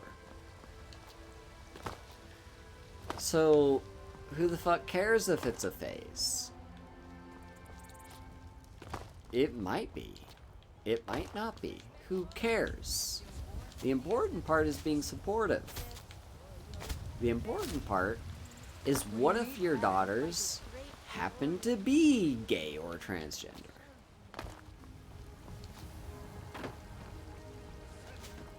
The important part is that you're there for them, and that you support them through that process of self-exploration. Because if you're not... It's what Brennan once said I should do. He's the only one that's been nice to me since Mama. Then you have failed as a Since parent. she died. My aunt and uncle took over our farm and threw me out. Said I wasn't good for anything. I wound up here, but I don't know what to do. Hi, I miss Morphe. her so much. Really? It's good to see you all here, friends. Do you have a place I could live? Oh, wow. Are you sure? You really wouldn't mind? Yay! Thanks, Mama. I promise I'll be the best daughter ever. Being called mama gives me euphoria, and that's weird because I'm also just like, I won't have kids. I will not have kids. I will be like the supportive aunt or whatever, but I will not have kids.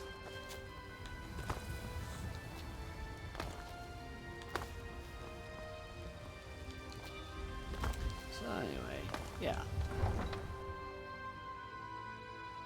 That was the important thing I had to do, was adopt Lucia. Lucia is one of the just children in Skyrim. Like, children themselves they don't really just like tug too much at my heartstrings, but Lucia is one of them that does. Like, she's just one of the people I'm like, oh, don't adopt her. Lucia is just too good. I love Lucia. She will always be my daughter, and she will be raised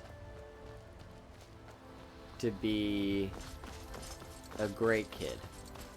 You know, she'll be given a good home. Yeah, I always adopt Lucia, and then what's the daughter in what's the girl in Windhelm? Not Windhelm. Yes, Windhelm.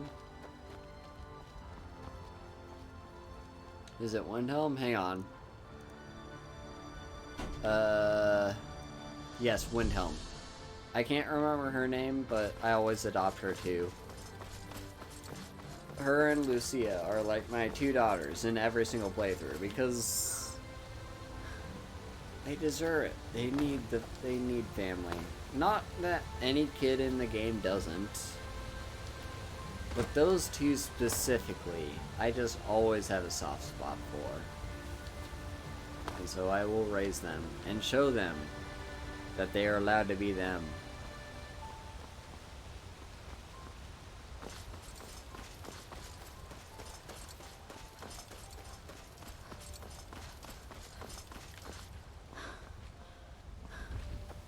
I hear a giant. Hi, giant. You're not gonna aggro on me, are you?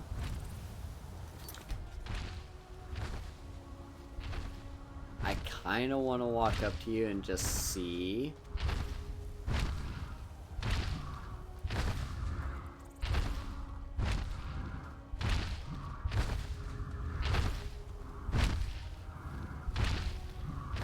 I'm still feeling it, Anazi. I am still intoxicated. Alright, so that giant's fine.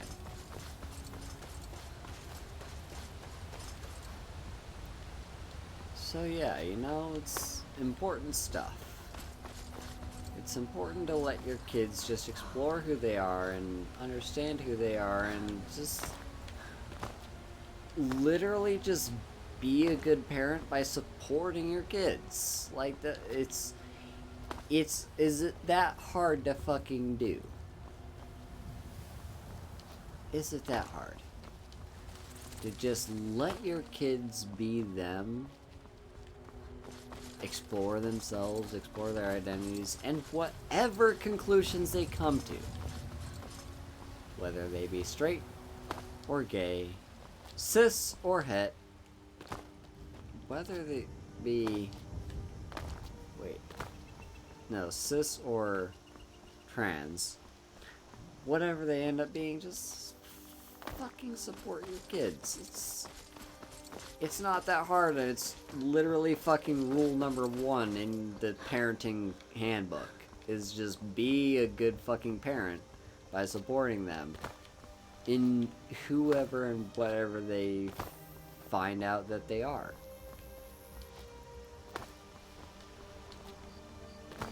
Seriously, is it that fucking hard to be a good parent? It's not. It is literally not. It does not hurt you psychologically if your kid is, like, not cishet. It does not hurt you in any way. At all. So fucking deal with it. Be an adult. Grow up. Let your kids be them.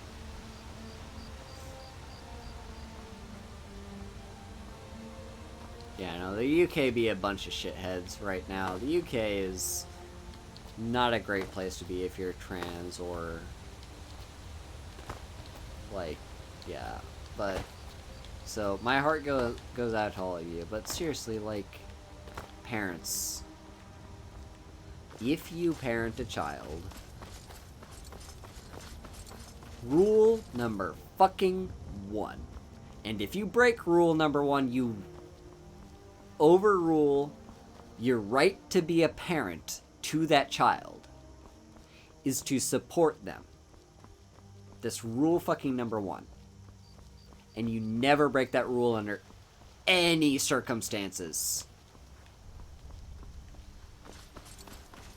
If they're gay, they are trans, if they are bi, if they are poly, if they have DID. They're fucking valid and still your fucking child, and you'll still be a supportive parent to them. If you break that rule, you cease that, like, you fucking give that up. Seriously. Like, seriously. I will hate you until you die. And even until after you die. Like, I will hate you. If you just, for whatever stupid fucking reason, decide to not be a supportive parent. For any one of those reasons.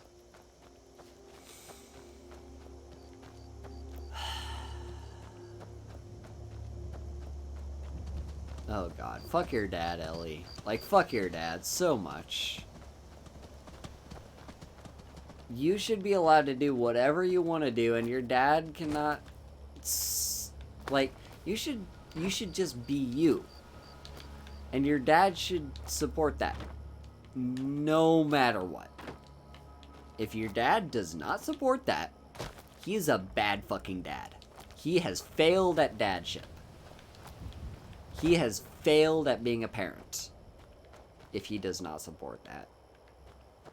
I am fucking serious right now. I am pissed. I'm both pissed in terms of drunk sense and in terms of just like being angry. That's just like a serious soft spot for me, is just like any parents that don't support their kids for any reason via them being them fucking selves is a horrible fucking parent and should have never had kids in the first place. So, that's all I'm gonna say. I have a kid now. Lucia. There she is. It's everything I could have hoped for. I know it's not much, but I found a few pretty things. They're in the chest in my room. If you see anything you like, please, take it. You've done so much for me. It's the least I can do. And you, daughter, whether you decide if you are, you know, any gender besides your assigned birth, or if you decide if you're cis, or if you come to the conclusion that you must be, you know, if you must not be het or whatever. I don't fucking care what labels you go by. You are still my child, and I will support you no matter what, Lucia. I like living here. Parents, take a fucking note. That's how you do it. That is how you fucking do it. I will support my kid no matter what labels they go by, and I will support them to hell and back. So, yes. Good on you, Ellie. Good on you. Just, I don't care if your dad support. I mean, I do care if your dad supports you. I do care if your dad supports you. Your dad should support you. But if your dad does not support you, I will be your aunt. I will be your Aunt Ellie. I will tell you that you can be whoever you want to be. Whoever you are. You're allowed to be you. No one's allowed to make you not you. And no one's allowed to not support you in being you. So there you go. There you have it. Ellie, I support you to hell and back. I am your new aunt.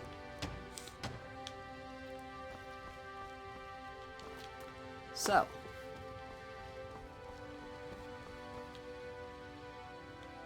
That's a good place to stop. We've adopted a kid. We built a home for them.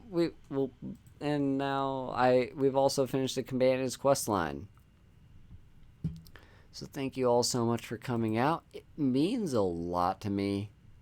It really does. It never doesn't.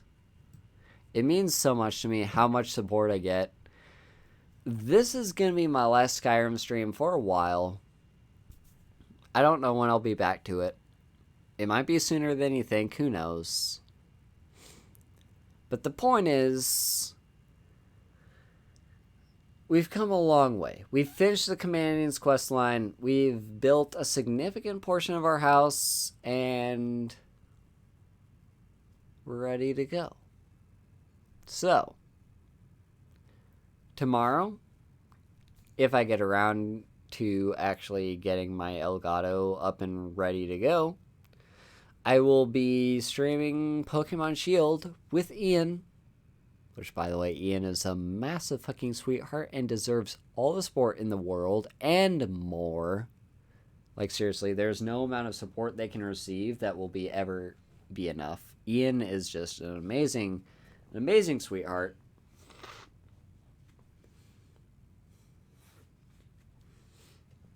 And they mean everything to me. So, go support Ian. Why? Because I said so. Also, because, yeah, tomorrow I have my Pokemon stream with them. If I can get my Elgato working, which should be soon. Also, on top of that, what else?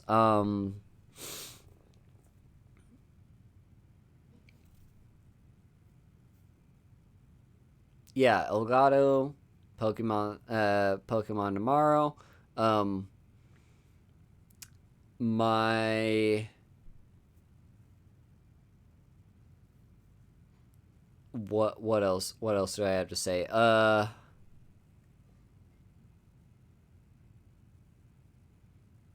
don't know. I don't know what I have to say. Right. Yes, this is the last Skyrim stream for a while. Keep an eye out for my next stream will be tomorrow at 2 p.m. CST, Central Time. That is Chicago time. I will be streaming Pokemon Shield with Ian, just kind of as like a guide because they know Pokemon way more than I do.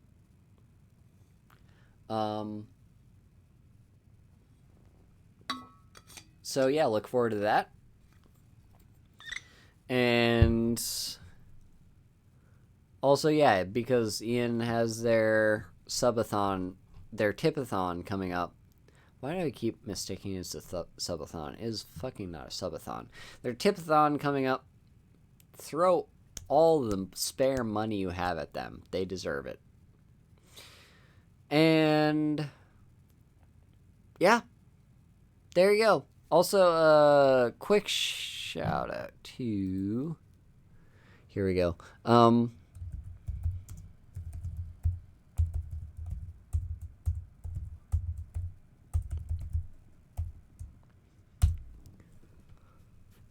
There you go. There's Ian's channel. I will be streaming on my channel, but that is their channel if you want to support it. And thank you so much, Anna Z Bunny, for showing up and for just being you, for supporting me. And it's good to see you. So, who shall we raid? I think I want to raid. Come on, this dual monitor setup is screwing me up. I think this is who I want to raid. Hang on, let me just check how long they've been streaming.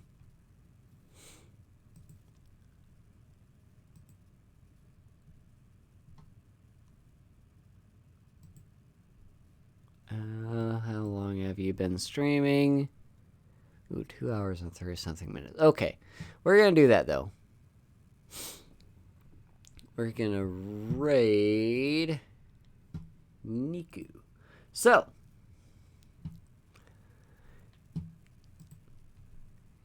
just a final note. Right here in chat, I am typing our raid message. You can copy and paste that if you like, or just type it in chat manually when we get there. whatever floats your boat. If you're subbed to me, you can have access to this cute little Haru Hug emote. And if you're not, keep in mind that this month is still September for the next few days. So all subs that support me are 20% off, and you will have access to this emote along with a handful of others. And every bit of support goes a long way.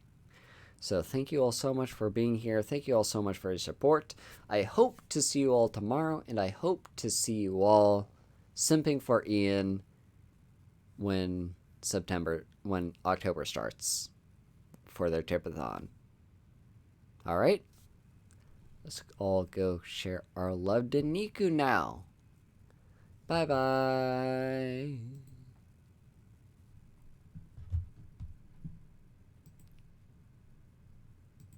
I also have it. Fibro, it's the condition that Andy and I have. Fibromyalgia. Oh, hi! Haru! Oh my god! Hello! Hi! Haru! How are you? How's